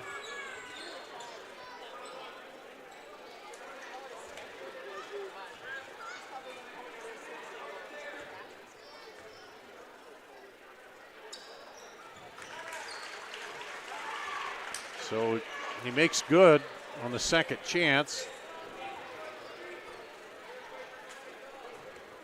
Puts the lead up to 6. And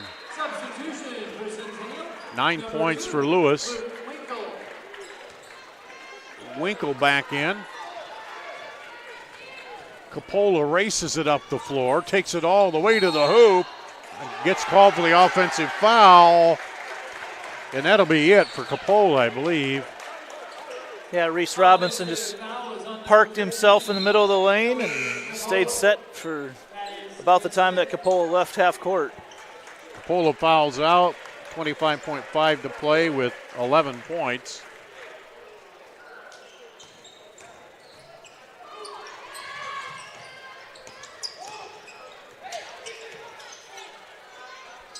Over to Lewis, and he's fouled by Scheck. That should be Scheck's 5th, isn't it? Maroon foul is on number 11. Yep. Scheck, his 5th personal. Team foul number 10. And that's the double bonus. Free throw line. Number 1, Chris Ferguson back in for Dowling Catholic. Quincy Ferguson will come in to replace Sheck, who fouled out. And Lewis hits it.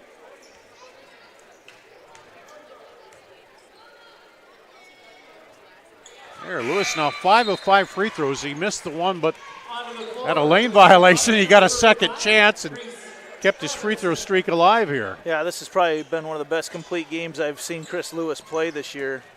Been very, very good tonight. Long three bounces in and out. And saved. Winkle up ahead. And that'll do it. Ends up being a 9-point win for Centennial to give them 10 wins on the season.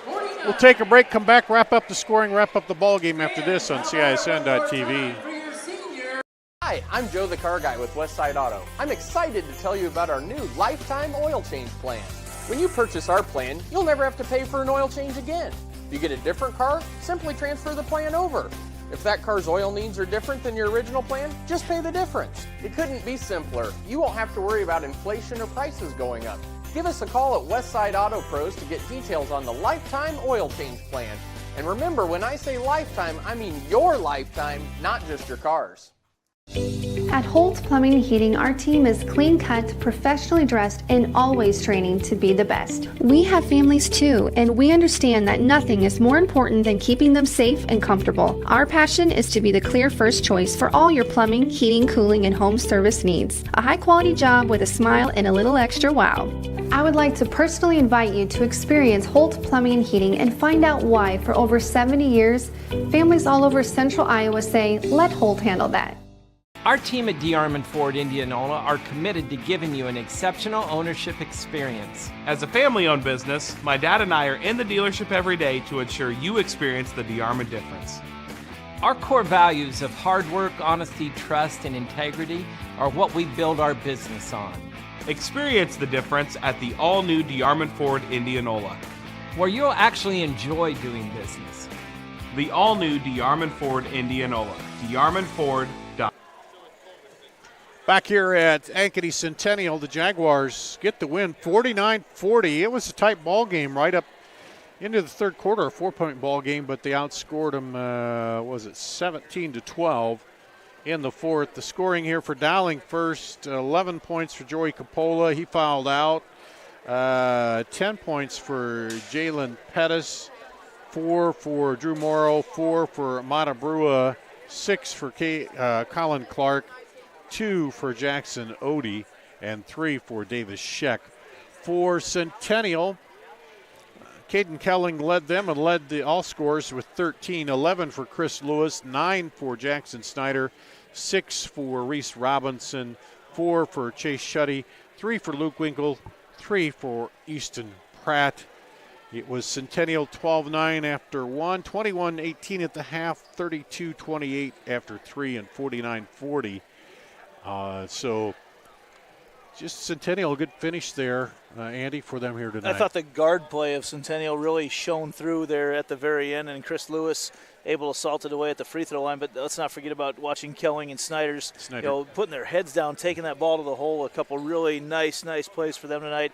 Kelling, that dunk really sparked a little push for the Jags at the end of the game as well. He had 6 points going into that fourth quarter and ended up with 7 scored in the fourth quarter to kind of help put it away. And then him and Lewis really took the game on their shoulders. 4-4 in the fourth quarter from the free throw line. So, yeah, they just went and closed it out. So, well, Bigwood coming up on Friday night. We'll be back here, but not here. We'll be in Ankeny. In the town. Yeah. In the town. We'll be crosstown for Ankeny and Ankeny Centennial for a matchup there. And you say it was girls Centennial girls won, and Ankeny boys last time. Yep. Split it that last time. So likely, probably a pretty good chance it's a top 10 matchup when the new rankings come out on Thursday as well on the girls' side. Girls' side could be. All right. Well, thanks. Fun doing the game with you again. It always is. Thanks to your daughter helping score stats and that, and thanks to Randy and Peter.